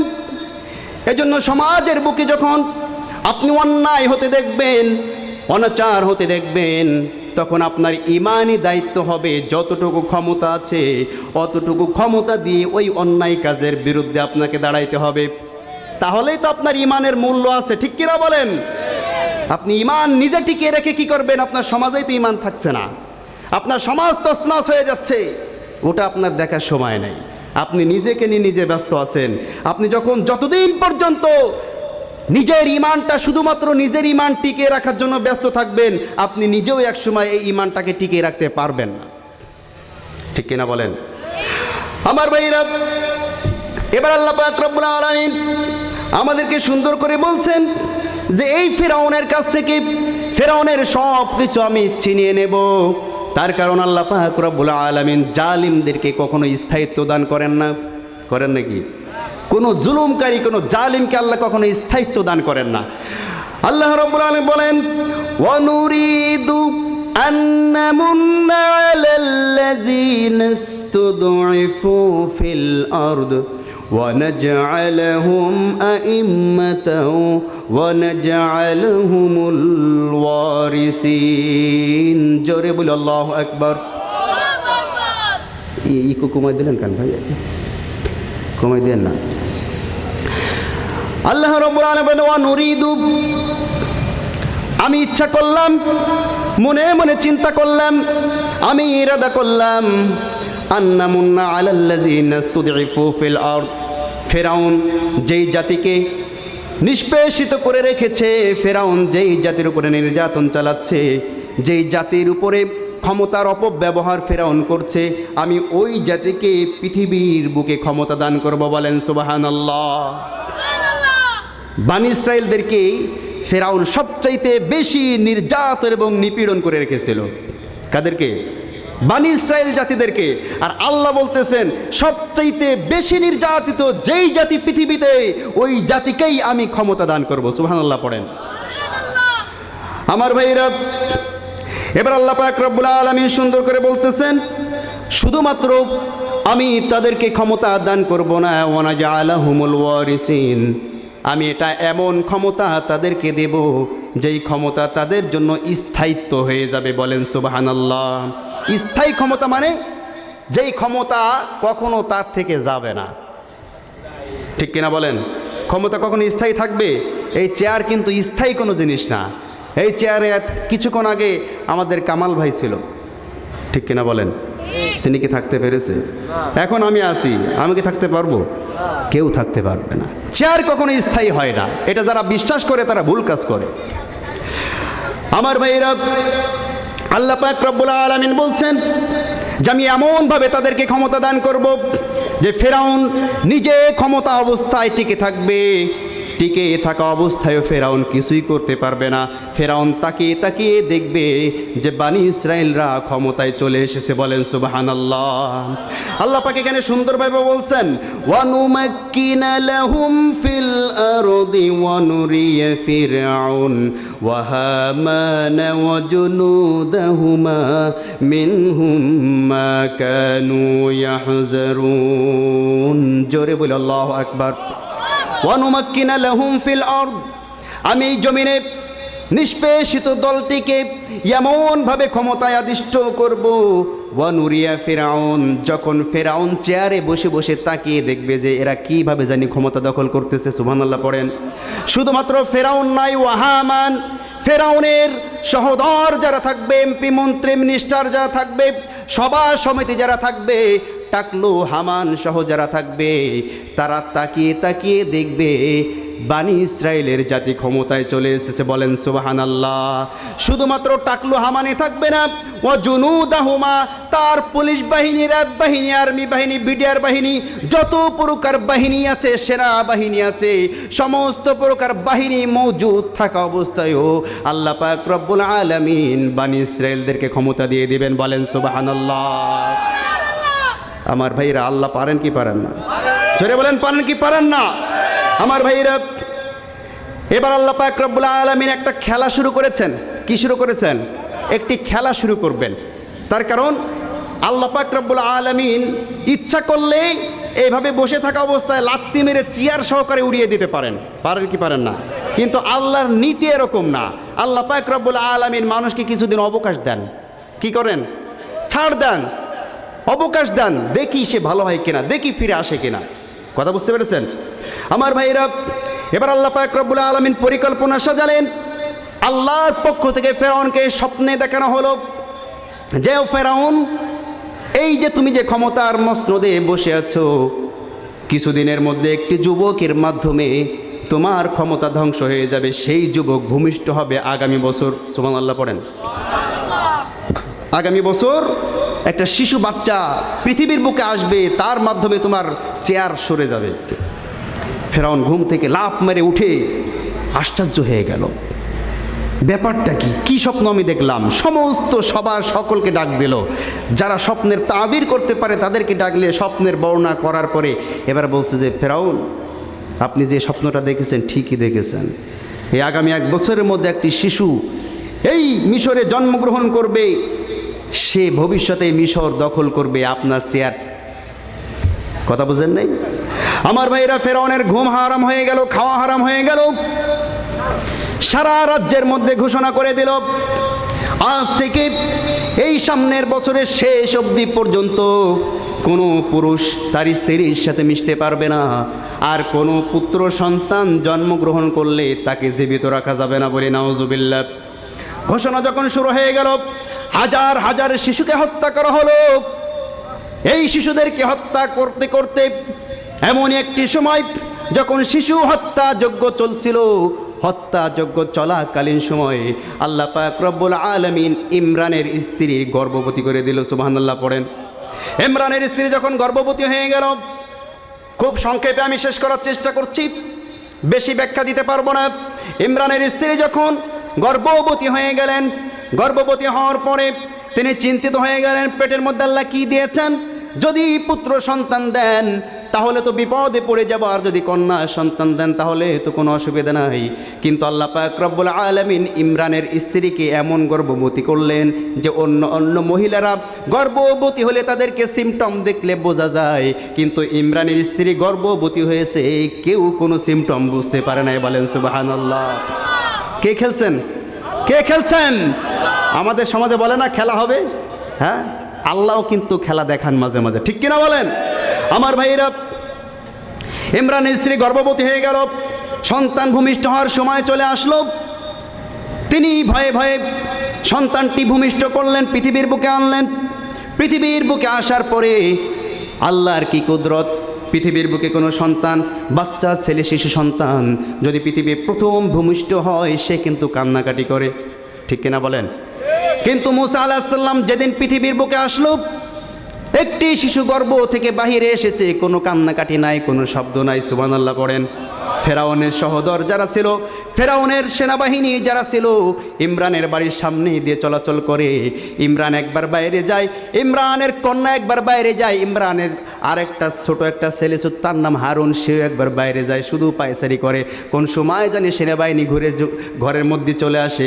কিন্তু আল্লাহর কি হুকুম, মুসা আলাইহিস সালাম পৃথিবীতে আসলো, কিন্তু কান্নাকাটি করলেন না। বলেন সুবহানাল্লাহ।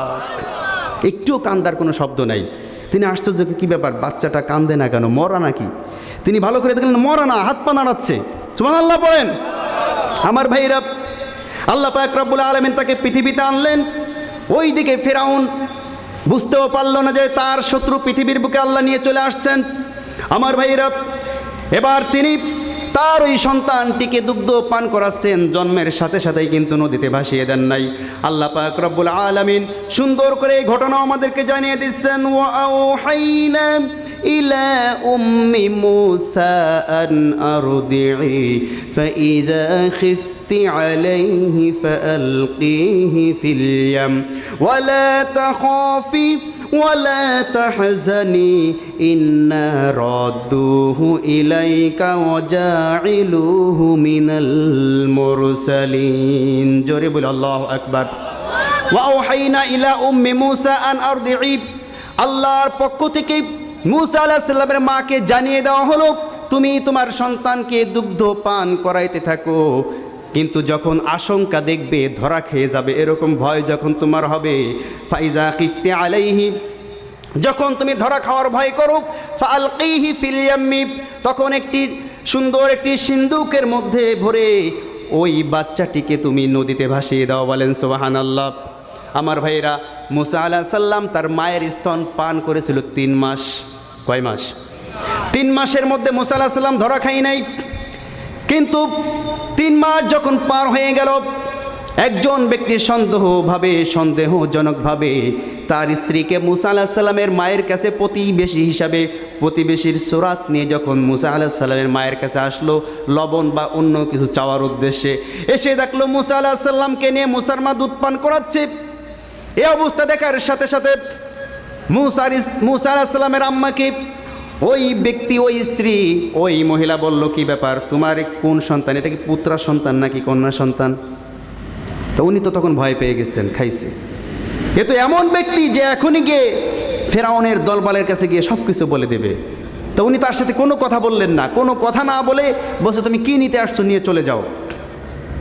যা নিতে আসলো তাই তাকে দিয়ে পাঠিয়ে দেওয়া হলো।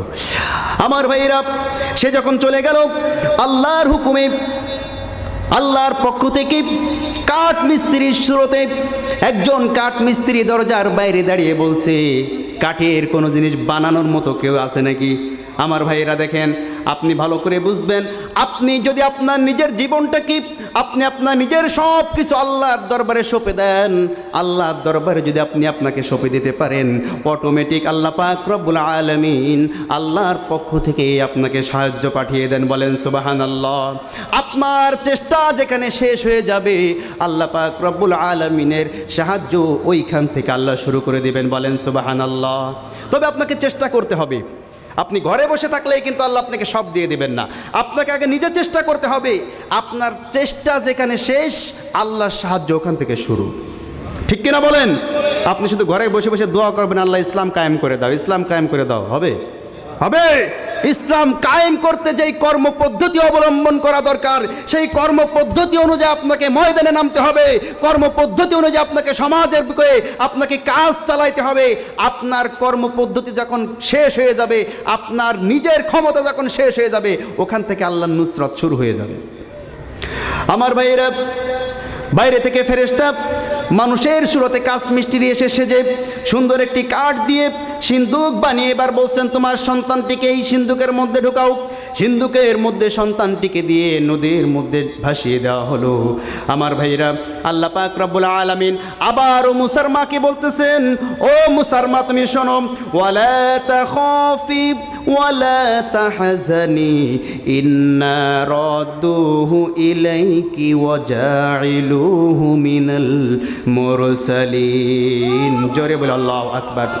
ও মুসার মা, তুমি কোনো ভয় করো না, কোনো চিন্তা করো না, তোমার এই শিশুটিকে আমি আবার তোমার বুকে ফিরিয়ে দেব। শুধু ফিরিয়ে দেব না, তোমার এই শিশুটিকে আমি আমার পক্ষ থেকে রাসূল হিসাবে গণ্য করে নেব। বলেন সুবহানাল্লাহ। আমার ভাইরা, মুসা আলাইহিস সালামকে নদীতে ভাসিয়ে দেওয়া হলো। মুসার বড় বোন 10 বছর বয়স, এই মেয়েটিকে বলা হলো যে এই সিন্দুককে তুমি অনুসরণ করো, কোথায় যায় কোথায় গিয়ে আমার সন্তানটিকে ওঠে তুমি একটু নজর রাখবে। মুসা আলাইহিস সালামের বড় বোন, তিনি অনেক বিচক্ষণতার সাথে অনেক কৌশলে তিনি ওই সিন্দুকের দিকে নজর করে রাখছিলেন, এমনভাবে তাকাচ্ছিলেন যাতে ওই সিন্দুকের সাথে তার কোনো সম্পর্ক আছে, এটা যাতে ফেরাউনের বাহিনী টের না পায়। সুবহানাল্লাহ পড়েন। আমার ভাইরা, ফেরাউনের বাহিনী পাহারায় থাকে, উনি ওনার কাজ করে ওই রাস্তা দিয়ে হাঁটে, আর ওই নদীর মধ্যে তাকিয়ে তাকিয়ে দেখে যে ওটা কোথায় গিয়ে ওঠে। চলতে চলতে চলতে চলতে এমন জায়গায় গিয়ে উপস্থিত হলো যেখানে বাঘের ভয় সেখানে রাত হয়। কি কথা বলেন? আমরা অনেক সময় বলি যেখানে বাঘের ভয় সেখানে রাত পোহায় না, এই কথাটা উল্টা বলবেন। যেখানে বাঘের ভয় সেখানে রাত হয়, কারণ যেখানে বাঘের ভয় সেখানে যদি রাত পোহায় তাহলে ভয় কিসের? কথা বোঝেন না? যেখানে বাঘের ভয় সেখানে যদি রাত পোহায় কোনো ভয় আছে? তখন দিনের আলোতে তো বাঘ আপনার উপর আক্রমণ করতে সাহস পাবে না, আপনি দিনের আলোতে আপনি পালাইতে পারবেন, আপনি তার উপর আক্রমণ থেকে ফেরাইতে পারবেন, কিন্তু রাত্রবেলায় আশঙ্কা বেশি। ঠিক কিনা? আমার ভাইয়েরা, মুসা আলাইহিস সালামের বড় বোন লক্ষ্য করে দেখলেন ফেরাউনের বাহিনী সহ ফেরাউনের স্ত্রী আসিয়া একটি ঘাটে এসে, যেখানে বসে তিনি স্নান করতেন, গোসল করতেন, ওই স্নানের সময় যখন ফেরাউনের স্ত্রী আসিয়া ওই নদীর ঘাটে আসলো, তখন ওই কার্টুনটা, ওই সিন্দুকটা ওইখানে সামনাসামনি হয়ে গেল। সুবহানাল্লাহ পড়েন। আমার ভাইরা, আসিয়া যখন এই সুন্দর একটি সিন্দুক দেখতে পেল, নদীতে ভেসে যায়, সেনাবাহিনীদেরকে বলল, যাও ওটাকে উঠিয়ে নিয়ে আসো। অনেক সেনাবাহিনী গিয়ে ব্যর্থ হলো, কেউ ওটাকে উঠাইতে পারল না। এত ওজন আল্লাহ পাক রব্বুল আলামিন করে দিলেন, কেউ ওটাকে উঠাইতে পারল না। ওটাকে না উঠাইতে পেরে আসিয়া মনে মনে চিন্তা করলো, তাহলে আমি নিজে নামি। তিনি নিজে সামান্য নামার সাথে সাথে ওটা তার কাছে চলে আসলো। এবার অন্যদেরকে খোলার জন্য বলল যে এটা তক্তা দিয়ে বাধাই করা, সুন্দর করে একটু খোলো। সবাই লাঠি নিয়ে আসে, সুটা নিয়ে আসে, বিভিন্ন জিনিসপত্র নিয়ে খোলার জন্য, খুলতে পারে না। কথা বোঝেন নাই? এই মুজিজাটা কার? আল্লাহর। আমার ভাইরা, এবার আসিয়া বলল, তাহলে আমি একটু দেখি তালাটা খোলা যায় কিনা। উনি সিন্দুকের তালার উপরে হাত রাখার সাথে সাথে টাস করে তালাটা খুলে গেল।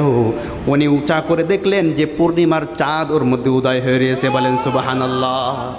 আমার ভাইরা, আল্লাহ পাক রব্বুল আলামিন বলেন, ফালতাকাতাহু আলু ফিরআউন লিয়াকুনা লাহুম আদুওয়ান ওয়া হাযানা ইন্না ফিরআউনা ওয়া হামানা ওয়া জুনুদাহুমা কানু খাতিইন। জোরে বলে আল্লাহু আকবার।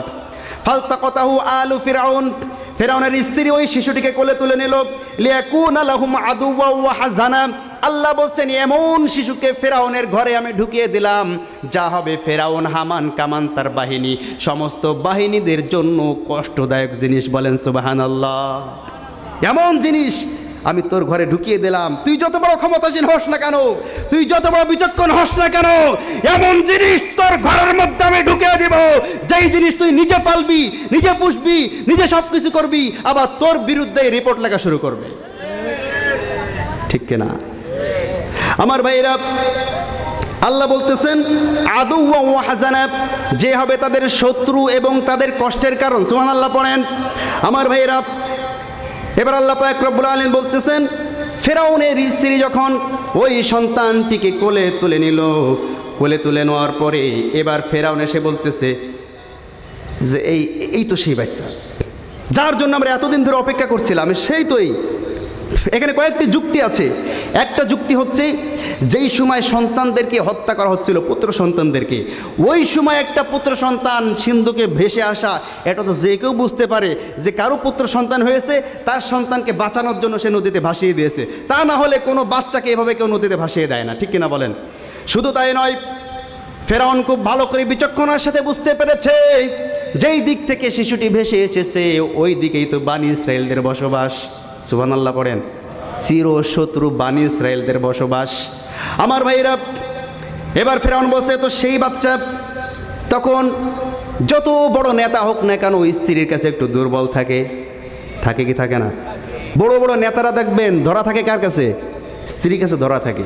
তা ফেরাউনও আসিয়াকে খুব মহব্বত করত, যদিও মনে মনে সে অন্য কিছু চিন্তা ভাবনা করত, কিন্তু বিশেষ কিছু কারণে আসিয়ার সাথে সে বিরোধিতা কোনো কিছু করতো না। কি কথা বুঝতে পেরেছেন আমার ভাইরা?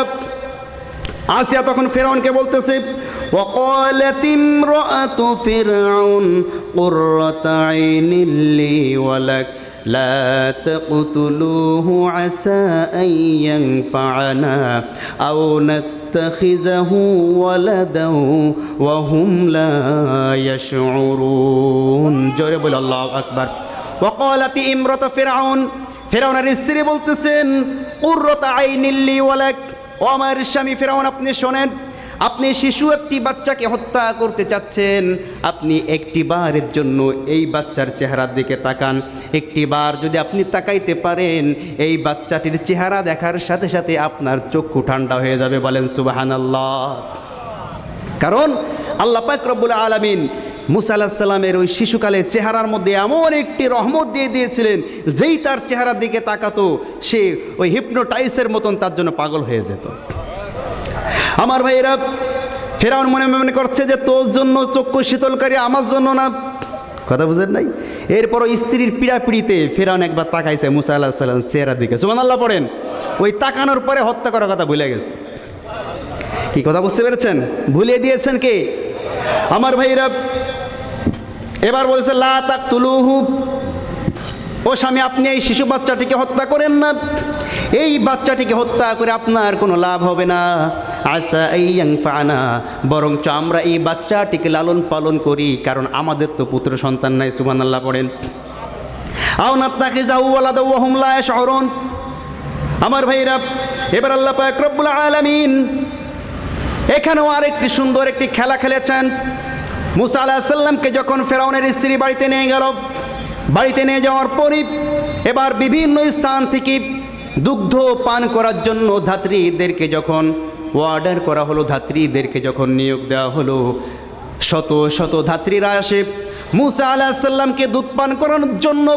যখন তারা কোলে তুলে নেয়, যতই চেষ্টা করুক না কেন এক ফোঁটা দুগ্ধ কোনো বাচ্চা, এক ফোঁটা দুগ্ধ কোনো ধাত্রীর মুখে মুখ লাগায় না। বলেন সুবহানাল্লাহ। মুসা আলাইহিস সালাম 3 মাস তার মায়ের স্তন পান করেছিলেন। আল্লাহ পাক রব্বুল আলামিন তার মায়ের সুঘ্রাণটি মুসা আলাইহিস সালামের নাকের সাথে অ্যাডজাস্ট করে দিয়েছিলেন। আমার ভাইরা, মানুষের গায়ের ঘেরান কিন্তু এক একজনের ঘেরান এক এক রকম। কি কথা বুঝতে পারছেন? এক একজন মানুষের গায়ের গন্ধর সাথে আর একজন মানুষের মিল থাকবে না।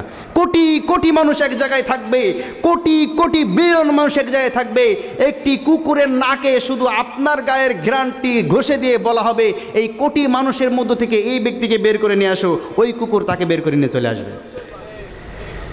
আমার ভাইয়েরা, শিশুকালে মূসা আলাইহিস সালামকে আল্লাহ পাক রব্বুল আলামিন তার মায়ের ঘেরানটাকে চিনিয়ে রেখেছিলেন, আর আল্লাহর পক্ষ থেকে ওই শিশুকে বলে দেওয়া হয়েছিল তোমার মায়ের গায়ের ঘেরান যতক্ষণ পর্যন্ত না পাবে ততক্ষণ পর্যন্ত এক ফোঁটা দুধ তুমি মুখে নিবে না। বলেন সুবহানাল্লাহ। এজন্য শত শত ধাত্রে লাইন দিয়ে আসতেছে, কারো দুধে মুখ লাগায় না। এবার ওই যে ছোট বাচ্চা মূসা আলাইহিস সালামের বড় বোন, তিনি অনুসরণ করতে করতে রাজপ্রাসাদে চলে গেলেন। গিয়ে তিনি 2 থেকে 3 দিন এই অবলম্ব করলেন যে 2 থেকে 3 দিন মূসা আলাইহিস সালাম কোনো কিছু খায় না। প্রাসাদের মধ্যে হাহাকার শুরু হয়ে গেল। আসিয়া তিনি অদিষ্ট হয়ে গেলেন। আসিয়া তখন তিনি চিন্তিত হয়ে পড়লেন কি করা যায়। এবার এই মূসার বোন গিয়ে বলছেন আমার কাছে একজন ধাত্রী আছে, এমন ধাত্রী আছে যিনি শত শত শিশুদেরকে লালন পালন করার ক্ষমতা রাখেন। আমার মনে হয় তাকে যদি তুমি নিয়ে চলে আসতে পারো সে হয়তোবা মূসাকে দুধ পান করাইতে পারবে। সুবহানাল্লাহ পড়েন। আল্লাহ বলতেছেন আমার সাথে শত্রুতামি করবি, তোর শত্রু তোর ঘরে লালন পালন করব, তোর শত্রুকে তোর ঘরে লালিত পালিত করব, শত্রুকে দুধ পান করার জন্য তোর পকেট থেকে টাকা খরচ করাবো। কথা বোঝেন নাই? তার নিজের মা দুধ পান করাবে, আরও বেতন পাবে বসে বসে। কত সুন্দর ব্যবস্থা আল্লাহ পাক রব্বুল আলামিন করে দিলেন। সুবহানাল্লাহ পড়েন। আমার ভাইরা, আল্লাহ পাক রব্বুল আলামিন আমাদেরকে জানিয়ে দিচ্ছেন ওয়া আসবাহা ফুআদু উম্মি মূসা ফারিগা ইন কাদাত লাতুবদি বিহি লাউলা আরবাতনা আলা কলবিহা লিতাকুনা মিনাল মুমিনিন। জোরে বলে আল্লাহু আকবার। আল্লাহ বলেন ওয়া আসবাহা ফুআদু উম্মি মূসা ফারিগা। মূসার মা ওই দিকতে মূসাকে আলাদা করে অনেক চিন্তার মধ্যে থাকলেন, আরে আমার বাচ্চাটা কোথায় গেল। সন্তানের জন্য মায়ের দরদ আছে না নাই? জোরে বলেন আছে না নাই? কম না বেশি? সন্তান যদি বাহিরে থাকে মায়ের মতো এত বেশি চিন্তিত আর কেউ থাকে না, ঠিক কিনা বলেন? আপনার বউও চিন্তিত থাকে না, বরঞ্চ আপনি বাইরে থাকলে আপনার বউ আরও খুশি থাকে বেশি। কেন? আপনি যত বেশি বাইরে থাকবেন মোবাইলে চ্যাটিংটা তত ভালো হবে, ঠিক কিনা বলেন? ঠিক কিনা? আমার ভাইরা, আজকে আমরা সন্তানরা মায়ের সাথে খারাপ আচরণ করি, মায়ের সাথে আমরা সঠিকভাবে আচরণটা করি না, তাদেরকে আমরা সঠিকভাবে মূল্যায়ন করতে পারি না। আমরা মায়ের সাথে খারাপ আচরণ করি, কিন্তু মা যে কী জিনিস সেই ব্যক্তি বুঝে যেই ব্যক্তির মা নাই, ঠিক কিনা বলেন? থাকা পর্যন্ত বুঝে না, কত প্রকার তাকে হে প্রতিপন্ন করে, লাঠিঝাঁটা মারে, টাকা দেয় না ঠিক মতন, খেতে দেয় না ঠিক মতন, পড়তে দেয় না ঠিক মতন। আর বউ নামের দাজ্জাল, ও একটু বলেও না যে তোমার মাকে একটু টাকা দাও, তোমার মাকে একটু দেখো, বরং আরও নিষেধ করে টাকা দিস না, ঠিক কিনা বলেন? আরও নিষেধ করে টাকা দিতে পারবা না। গত মাসে 500 টাকা দিয়েছো কেন? 500 টাকা লাগে, 200 টাকা দেবা এই মাসে। আছে না না এরকম বউ? জোরে বলেন আছে না নাই? আমার ভাইয়েরা, ওটা আমার আলোচনা না, আমি ওদিকে যাব না, কিন্তু একটু ইঙ্গিত দিলাম যে আমাদের উচিত মায়ের সাথে ভালো আচরণ করা, পিতামাতার সাথে ভালো আচরণ করা, ঠিক কিনা বলেন? মূসা আলাইহিস সালামের মা অস্থির হয়ে গিয়েছেন, খুব টেনশনে পড়ে গিয়েছেন। আল্লাহ পাক রব্বুল আলামিন বলতেছেন ফাবাসুরাত বিহি আন জুনুবিন ইন কাদাত লাতুবদি বিহি লাউলা আরবাতনা আলা কলবিহা লিতাকুনা মিনাল মুমিনিন। এত পরিমাণ অদিষ্ট হয়ে গিয়েছেন সন্তানের চিন্তায়, এত পরিমাণ চিন্তিত হয়ে গিয়েছেন যে ঈমান হারা হয়ে যায় এরকম অবস্থায় উপনীত হয়েছেন। মায়ের মন তো আর মানতেছে না, কি অবস্থায় আছে আমার সন্তান। আমার ভাইরা, এবার আল্লাহ পাক রব্বুল আলামিন সামনে বাড়ছেন। আল্লাহ পাক রব্বুল আলামিন বলেন ওয়া হারামনা আলাইহিল মারাদি'a মিন ক্বাবলু ফাকালাত হাল আদুল্লুকুম আলা বাইতিন ইয়াকফুলুনাহু লাকুম ওয়া হুম লাহু নাসিহুন। জোরে বলে আল্লাহু আকবার। মূসা আলাইহিস সালামের বোন গিয়ে বলছে হারামনা আলাইহিল মারাদি'a মিন ক্বাবল, ইতিপূর্বে অনেক মহিলাকে আপনারা চেষ্টা করেছেন। এবার আপনি আমার কথা একটু শুনুন। হাল আদুল্লুকুম, আমি কি আপনাকে এমন একটি সংবাদ দিব না? আলা আহলি বাইত, আমার কাছে একটি পরিবার আছে, ইয়াকফুলুনাহু লাকুম, যে আমার মনে হয় মুসা আলাইহিস সালামকে কোলে নিলে মুসা তার দুধ পান করবে। সুবহানাল্লাহ পড়েন। ওয়াহুম লাহু নাসিহুন, কারণ ওই মহিলাটা অত্যন্ত পয় পরিষ্কার এবং খুবই ভদ্র মহিলা। আপনি যদি বলেন তাহলে আমি তাকে ডেকে নিয়ে আসতে পারি। সুবহানাল্লাহ পড়েন। আমার ভাইরা, এবার আল্লাহ পাক বলছেন ফারাদাদনা আলা উম্মিহি কাই তাকররা আইনুহা ওয়ালা তাহজান ওয়ালিতা'লামা আন্না ওয়া'দাল্লাহি হক ওয়ালাকিন্না আকসারহুম লা ইয়ালামুন। জোরে বলে আল্লাহু আকবার। ফারাদাদনা ইলা উম্মিহি, আল্লাহ পাক রব্বুল আলামিন তার মায়ের কোলে তাকে ফিরিয়ে দিলেন। ফিরিয়ে দেওয়ার পরে এবার বলছেন ওয়ালা তাহজান, ও আমার বান্দারা, তোমরা পৃথিবীর বুকে একমাত্র আমি ছাড়া অন্য কারো কাছে মাথা নত করবে না, অন্য কারো ভয় করবে না, আর কখনো চিন্তা ভাবনাও করবে না। আল্লাহর রাস্তায় যখন তুমি নেমে যাবে, চিন্তা ভাবনা করার কোনো দরকার নাই। তোমার সমস্ত কষ্ট সংশোধন করার দায়িত্ব আমি আল্লাহ পাক রব্বুল আলামিন নিয়ে নিলাম। বলেন সুবহানাল্লাহ। আল্লাহ বলছেন ওয়ালা তাহজান, আর জেনে রাখবে ওয়ালিতা'লামা আন্না ওয়া'দাল্লাহি হাক্কুন, আমি আল্লাহ পাক রব্বুল আলামিনের ওয়াদা সবচাইতে সত্য। আমি আল্লাহর চাইতে ওয়াদা সত্য, ওয়াদা রক্ষাকারী পৃথিবীর বুকে আর কেউ হতে পারে না। বলেন সুবহানাল্লাহ। ওয়ালাকিন্না আকসারহুম লা ইয়ালামুন, কিন্তু অধিকাংশ মানুষ এই জিনিসটা বোঝে না, ঠিক কিনা বলেন? অধিকাংশ মানুষ গাফেল, মনে করে যে আল্লাহ পাক রব্বুল আলামিন তো ওয়াদা করেছেন আমাদেরকে জান্নাত দিবেন, আল্লাহর পথে থাকলে আল্লাহ পাক রব্বুল আলামিন আমাদেরকে ভালো রাখবেন। কিন্তু আমরা তো দেখি এই পৃথিবীতে, এই দুনিয়াতে যারাই আল্লাহর পথে আছে তারাই বেশি নির্যাতিত, ঠিক কিনা? যারাই আল্লাহর পথে আছে তারা বেশি নিষ্পেষিত, যারাই আল্লাহর পথে আছে তারাই তো দরিদ্র বেশি। কিন্তু আল্লাহ বলতেছেন যে পৃথিবীর বুকে তোমরা যদি আমার কাজ করো, আমি তোমাদেরকে হেফাজত করব, আমি তোমাদেরকে ভালো রাখবো। এর অর্থটা কি? আল্লাহ বলছেন তারা জানে না। কেন জানে না? কারণ আল্লাহ পাক রব্বুল আলামিন তার বান্দাদেরকে জান্নাত দিতে চান। কি দিতে চান? জান্নাত দিতে চান। আপনার আমার জান্নাতের মধ্যে কিছু পথ অতিক্রম করতে হবে, কিছু ইবাদত করতে হবে। এই ইবাদতের মাধ্যমে এমন কিছু ইবাদত আমার বাদ পড়ে গিয়েছে, ইবাদতের মধ্যে কিছু কমতি হয়ে গিয়েছে, ভুল ত্রুটি হয়ে গিয়েছে, এই কারণে আমি জান্নাতে আমার যে স্থান সেখানে পৌঁছাইতে পারছি না। এবার আল্লাহ তো আমাদেরকে ওয়াদা দিয়েছেন যে আমাদেরকে জান্নাত দেবেন আল্লাহর পথে থাকলে, ঠিক কিনা বলেন? তা আল্লাহ ওয়াদা রক্ষা করবেন কি করবেন না? আল্লাহ এই ওয়াদা পূরণ করার জন্য আপনার ইবাদতের যে ঘাটতি হয়েছে, আপনার আমলের মধ্যে যে ঘাটতি হয়েছে, এই ঘাটতি পূরণ করার জন্য আপনাকে কিছুদিনের জন্য অসুস্থতা দান করেন, আপনাকে কিছুদিনের জন্য আল্লাহ কষ্টে ফেলেন, আপনাকে কিছুদিনের জন্য আল্লাহ বিভিন্ন বিপদ আপদ বালা মুসিবত দিয়ে আপনার এই গ্যাপটাকে আল্লাহ পূরণ করে দেন। বলেন সুবহানাল্লাহ। মুমিনের বিপদ আসলেও আল্লাহর পক্ষ থেকে রহমত হিসেবে মেনে নিতে হবে। সুবহানাল্লাহ পড়েন। আমার ভাইয়েরা খুবই মনোযোগ দিয়ে শুনবেন, আমি বেশিক্ষণ আলোচনা করব না, ইনশাল্লাহ খুব তাড়াতাড়ি শেষ করে দিব। আপনাদের কষ্ট হচ্ছে? কষ্ট হচ্ছে? আমার ভাইয়েরা, এবার আল্লাহ পাক রব্বুল আলামিন বলেন তোমরা ভালো করে শোনো। মুসা আলাইহিস সালামকে আমি তার মায়ের বুকে ফিরিয়ে দিলাম, তার মায়ের কোলে লালিত পালিত করলাম। লালিত পালিত যখন হচ্ছিল 2 বছর পার হয়ে গেল, একটা দিনের জন্য ফেরাউন ফিরে তাকালো না মুসা আলাইহিস সালামের দিকে। কোনো হুঁশ নাই যে এখানে আমার মুসা আলাইহিস সালাম আছে, কোনো চিন্তাও নাই। হঠাৎ করে একদিন আসিয়া বলছে, তুমি কেমন পুরুষ গো, তুমি কেমন স্বামী? আমরা একটি সন্তানকে 2 বছর পর্যন্ত লালন পালন করছিলাম, 2 বছরের মধ্যে একদিনও তো তুমি কোলে নিলা না, এত পাষাণ কেন তোমার হৃদয়? এবার স্ত্রীর গুতায় পড়ে এবার চিন্তা করতে, তাহলে একটু কোলে নেওয়াই যায়। কি কথা বুঝতে পারছেন? আমার ভাইয়েরা, মুসা আলাইহিস সালামকে এবার একটু চিন্তা করলে একটু কোলে একটু নেই। কোলে নেওয়ার পরে কিছু বলে নাই, কথা বুঝেন নাই? কোলে নিয়েছে ভালো কথা, নিয়েছিস ভালো কথা, তো চুমু দেওয়ার দরকার কি? মানে বোর কাছে বেশি ভালো শাস্তে গেছে, কথা বুঝছেন? ও কিন্তু আসলে মহব্বত করে চুমু দেয় নাই, ও বউর সামনে ভালো সাজার জন্য চুমু দিতে গেছে। কথা বুঝতে পারছেন?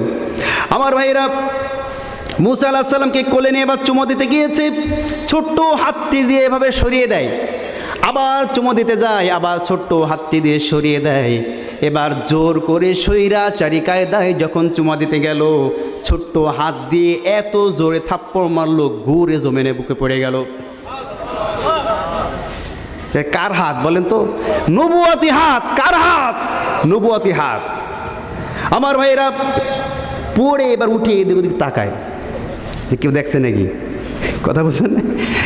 তাকিয়ে দেখে কেউ দেখে নাই। আসিয়া তাড়াতাড়ি মুসাকে কোলে নিয়ে বলতেছে, এই ছোট মানুষ তো বোঝে নাই, হয়তো ভাত নাড়াইতে গেলে না, থাপ্পড় তো তুমি খাও নাই, থাপ্পড় তো আমি খাইছি। এর কয় কেজি ওজন, এ কি, এ তো আমি বুঝতে পারছি। এই সেই মুসা, একে এখন হত্যা করতে হবে। কথা বুঝেন নাই? এবার ফেরাউনের স্ত্রী বলছে, আপনি যদি এখন এই বাচ্চাটিকে হত্যা করেন, আপনি সমাজের বুকে মুখ দেখাইতে পারবেন না। মানুষ বলবে যে ফেরাউন ছোট্ট একটি বাচ্চার কাছে থাপ্পড় খেয়ে মাথা ঘুরে পড়ে গিয়েছে, তাই বাচ্চাটিকে হত্যা করেছে। আপনি একজন বাচ্চা মানুষ, ছোট্ট একটি বাচ্চার কাছে যদি আপনি হেরে যান, এই পুরো রাষ্ট্রের মানুষের কাছে আপনি জিতবেন কিভাবে? কৌশলে মুসা আলাইহিস সালামকে বাঁচিয়ে নিলেন। কিন্তু ফেরাউন বলছে, না, আমাকে পরীক্ষা দিতে হবে। কি করতে হবে? আপনারা সবাই জানেন, পরীক্ষা দিতে গেল, এক পাশে আগুন আর এক পাশে স্বর্ণ বা অন্য কিছু রাখার পরে তিনি কি মুখে দিয়েছিলেন? মুসা আলাইহিস সালাম ছোট মানুষ, কি মুখে দিয়েছিলেন? তিনি ধরতে গিয়েছিলেন অন্যটা, কিন্তু জিব্রাইল তাড়াতাড়ি হাতটা নিয়ে আগুনের উপর দিয়েছেন। ছোট মানুষ তো, সাথে সাথে নিয়ে মুখে দিয়েছেন, মুখটা পুড়ে গিয়েছিল, জিব্বাটা ছোট হয়ে গিয়েছিল পুড়ে। এজন্য উনি কথা বলতেন তুতলাভাবে। কিভাবে? তুতলাভাবে। ফিরাউনকে দাওয়াত দেওয়ার জন্য যখন আল্লাহ পাক রব্বুল আলামিন অর্ডার করলেন, তখন আল্লাহ পাক রব্বুল আলামিনের কাছে মুসা দোয়া করতেছেন, قال رب اشرح لي صدري ويسر لي أمري واحلل عقدة من লিসানি ইয়াফকাহু কওলি। জোরে বলে আল্লাহু আকবার। ও আমার প্রভু, আমার রব, আপনি আমার বক্ষটাকে প্রশস্ত করে দিন, আপনি আমার কণ্ঠটাকে ভালো করে দিন, আর আপনি আমার জিহ্বার যে জড়তা আছে, এই জিহ্বাটাকে আপনি ছাড়িয়ে দিন। বলেন সুবহানাল্লাহ। কেন? কারণ ওই যে ছোট্টবেলায় ওই যে একটু আগুন মুখে দিয়েছিল, মুখে দেওয়ার কারণে জিহ্বাটা একটু পুড়ে গিয়েছিল, কথা বলতো তুতলা। আর তুতলা মানুষের রাগ বেশি না কম? জোরে বলেন। দেখবেন যারা তুতলা মানুষ তারা কিন্তু রাগও একটু বেশি হয়। এই কারণে মুসা আলাইহিস সালামের রাগটা একটু বেশি ছিল। আমার ভাইয়েরা, আমি শেষ করে দেবো, আর দুই একটা আয়াত সামনে পড়ে আমি শেষ করে দেবো। কথা বুঝতে পেরেছেন? এবার আল্লাহ পাক রব্বুল আলামিন তার ঘরে লালিত পালিত করতে করতে যুবক বানিয়ে দিলেন। সুবহানাল্লাহ পড়েন। আল্লাহ পাক রব্বুল আলামিন বলেন, ওয়ালাম্মা বালাগা আশুদ্দাহু ওয়াস্তাওয়া আতাইনাহু হুকমান ওয়া ইলমা ওয়া কাযালিকা নাজজিল মুহসিনিন। জোরে বলে আল্লাহু আকবার। ওয়ালাম্মা বালাগা আশুদ্দাহু, যখন মুসা আলাইহিস সালাম যুবক বয়সে উপনীত হলো, ওয়াস্তাওয়া আতাইনাহু হুকমান ওয়া ইলমা, যুবক বয়সে যখন উপস্থিত হলো, আমি আল্লাহ পাক রব্বুল আলামিনের পক্ষ থেকে বিভিন্ন নিদর্শন এবং জ্ঞান আমি মুসাকে দান করে দিলাম। বলেন সুবহানাল্লাহ। কারণ মুসা আলাইহিস সালাম ছিল মুহসিনিন, একজন পূত পবিত্র ব্যক্তি, আল্লাহর পক্ষ থেকে প্রেরিত রাসূল। বলেন সুবহানাল্লাহ। ঘরের মধ্যে যখন মুসা আলাইহিস সালাম বাস করতেন, আসিয়াও মুসার উপর ঈমান এনেছিল। সুবহানাল্লাহ পড়েন। আমার ভাইরা, একজন মুমিন ভালো করে বুঝবেন, একজন মুমিনকে আপনি যেখানে রাখবেন, একজন মুমিন সেখানে বসেই কিন্তু দ্বীন ইসলামের কাজ করতে পারে কি পারে না? জোরে বলেন, পারে কি পারে না?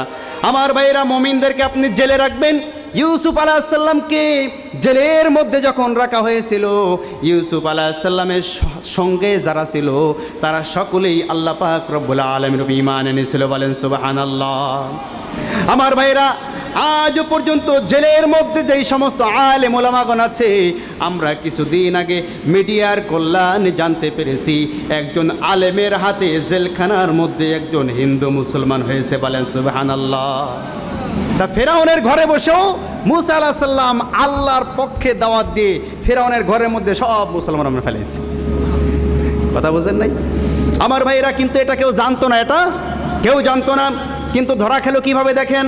আল্লাহ পাক রব্বুল আলামিন বলেন, ودخل المدينة على حين غفلين من أهلها فوجد فيها رجلين يقتتلان هذا من شيعته وهذا من عدو فاستغاثه الذي من شيعته على الذي من عدو فوكزه موسى فقضى عليه إن قال هذا من عمل الشيطان إنه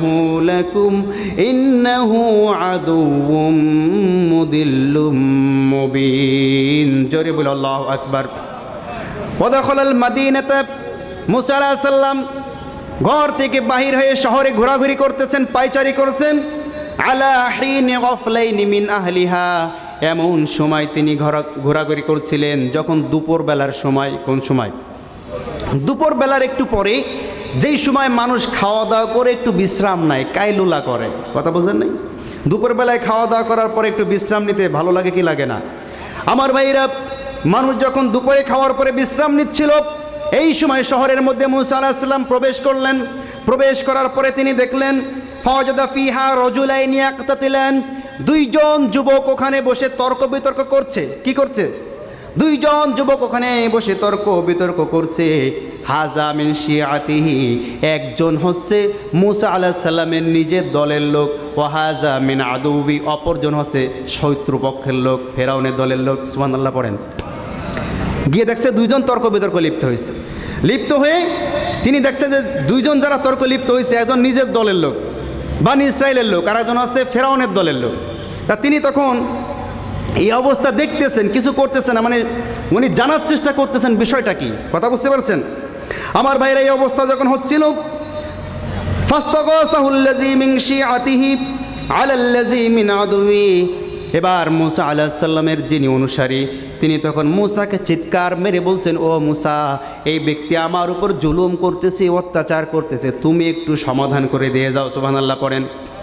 আমার ভাইরা, সমাধান করার জন্য যখন মুসা আলাইহিস সালাম গেলেন, এখানে বলা আছে ফাকদা আলাইহি, মুসা যখন সেখানে সমাধান করতে গিয়েছিলেন, দুইজনের ঝগড়া যখন থামাইতে গিয়েছিলেন, তখন সেই মাঝখানে শয়তান এসে হাজির হলো। কে হাজির হলো? আল্লাহ পাক রব্বুল আলামিন এখানে বলছেন, মাঝখানে শয়তান হাজির হয়ে গেল। হাজির হয়ে যাওয়ার পরে এই যে যুবক, শত্রু পক্ষের যে যুবক মুসা আলাইহিস সালামের যে দলের লোকের সাথে তর্ক বিতর্ক করছে, সে তো ক্ষমতাসীনদের অন্তর্ভুক্ত। ফেরাউন কিন্তু ওই সময় বাদশা, ঠিক কিনা বলেন? আর ও আছে বাদশার দলের লোক। তা যারা ক্ষমতাসীন থাকে, বাদশার দলের লোক যারা থাকে, তাদের একটু গা গরম বেশি থাকে। কিন্তু কথা বোঝেন নাই? আপনি ভালো কথাও বললে কিন্তু দেখবেন জিনিস, ঠিক কিনা? ভালো কথা বললেও ওর পাশ দিয়ে সাইকেল একটু জোরে চালা যাবে না। দাঁড়া দাঁড়া, এদিকে এত জোরে সাইকেল চালাই গেলি কেন? আছে না নেই? জোরে বলেন, আছে না নাই? আপনি মোটর সাইকেল চালায় যাবেন, আপনার লাইটটা যদি একটু উঁচা থাকে, ও পিছন থেকে ঘুরে আসে আপনার দাঁড় করে, তোর লাইট উঁচা ছিল কেন? অথচ নিজের লাইট কিন্তু মাসে চোখে গিয়ে লাগছে, তাতে অসুবিধা নাই। ওই যে ক্ষমতাসীন দলের লোক। কথা বোঝেন নাই? বেশি কিছু বলার দরকার নাই। আমার ভাইরা, তা মুসা আলাইহিস সালাম যখন ওই ব্যক্তির সম্পর্কে, ওই দুইজনের মধ্যে যখন তাদের ঝগড়াটি থামিয়ে দিতে গেল, তখন সরকারি দলের লোক মুসা আলাইহিস সালামের উপরে চড়াও হয়ে বলছে, মুসা, তুই কি আমার চিনিস নাকি? আমি ফেরাউনের দলের লোক, তোকে ইচ্ছা করলে এখানে শেষ করে দিতে পারি, তোকে কিন্তু হাত পা ভেঙে এখানে গোড়া করে দেব। মুসা আলাইহিস সালাম খুব ঠান্ডা মেজাজের মানুষ ছিল, এই কারণে তিনি নিজেকে কন্ট্রোল করতে পারলেন না। মাঝখানে শয়তান এসে মাথার মধ্যে পুশিং দিয়ে দিতে, যে মুসা থাপ্পড় মারোর গালে। কথা বোঝেন নাই? রাগ হয়ে এমন জোরে থাপ্পড় মেরেছিল, আরেকটা তাফসিরের মধ্যে লেখা হয় রাগ হয়ে বুকে এরকমভাবে গুতা মেরেছিল। মানে বারবার ও মুসা আলাইহিস সালাম বুঝাচ্ছে, ও বারবার রুকে রুকে গিয়ে, হ্যাঁ তুই কী করবি, এরকম আছে না? হ্যাঁ, দেখবেন যে একদল লোক আছে এইটুক, এরপর ওই আপনার সাথে তর্ক করতে আসবে, কী করবি তুই? হ্যাঁ, ওই মুসার সামনে এসে ওই বুক পেতে দে, কী করবি কী করবি। তা ওর বুকে হালকা এবার ধাক্কা মারছে মুসা আলাইহিস সালাম, ধাক্কা মারার সাথে চিটপটাং হয়ে পড়ে শেষ। কথা বোঝেন নাই? আমার ভাইরা, যখন মুসা আলাইহিস সালাম ওকে ধাক্কা মেরে সরিয়ে দিতে গেল, পড়ে সাথে সাথে যখন মারা গেল, তখন মুসার সাথে যে লোকটা ছিল সেই লোকটাই বলছে, মুসা তুমি একে মেরে ফেলেছো।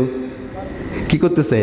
তো মুসা তুমি একে মেরে ফেলেছো, মানে নিজে তো এতক্ষণ তর্ক বিতর্ক করেছে, যদি ও এই কথা প্রচার না করে যে মুসা মেরেছে, দোষ তো ওর ঘাড়ে আসবে। কথা বুঝছেন? দেখেন মানুষ কত স্বার্থপর, কত বড় স্বার্থপর। ওর ভালোর জন্য ওর পক্ষ নিয়ে মুসা আলাইহিস সালামকে সরাইতে গিয়ে অ্যাক্সিডেন্টের কারণে লোকটি মারা গেল, আর ও এখন মুসার বিরুদ্ধে অ্যাকশান।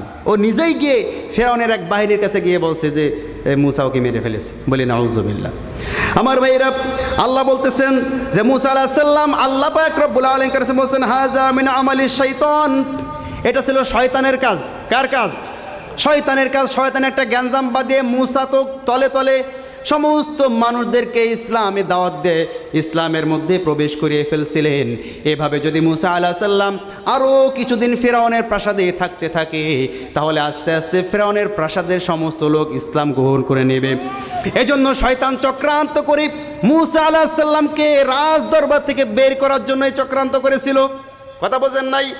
আজও পর্যন্ত এই শয়তান মার্কা কিছু মানুষ যখন দেখে একজন আলেমের কারণে সারা বিশ্বের মুসলমান বানিয়ে ফেলছে, একজন ডাক্তার জাকির নায়েকের কারণে তার হাত দিয়ে ইন্ডিয়ার মধ্যে বহু হিন্দু মুসলমান হয়ে যাচ্ছে, একজন ব্যক্তির কারণে বাংলাদেশে অনেক হিন্দু মুসলমান হয়ে যাচ্ছে, শয়তান চক্রান্ত করে ওই সমস্ত ব্যক্তিদেরকে হয় দেশ ছাড়া করে অথবা জেলে পড়ে। ঠিক কিনা? এগুলো সব শয়তানের কাজ।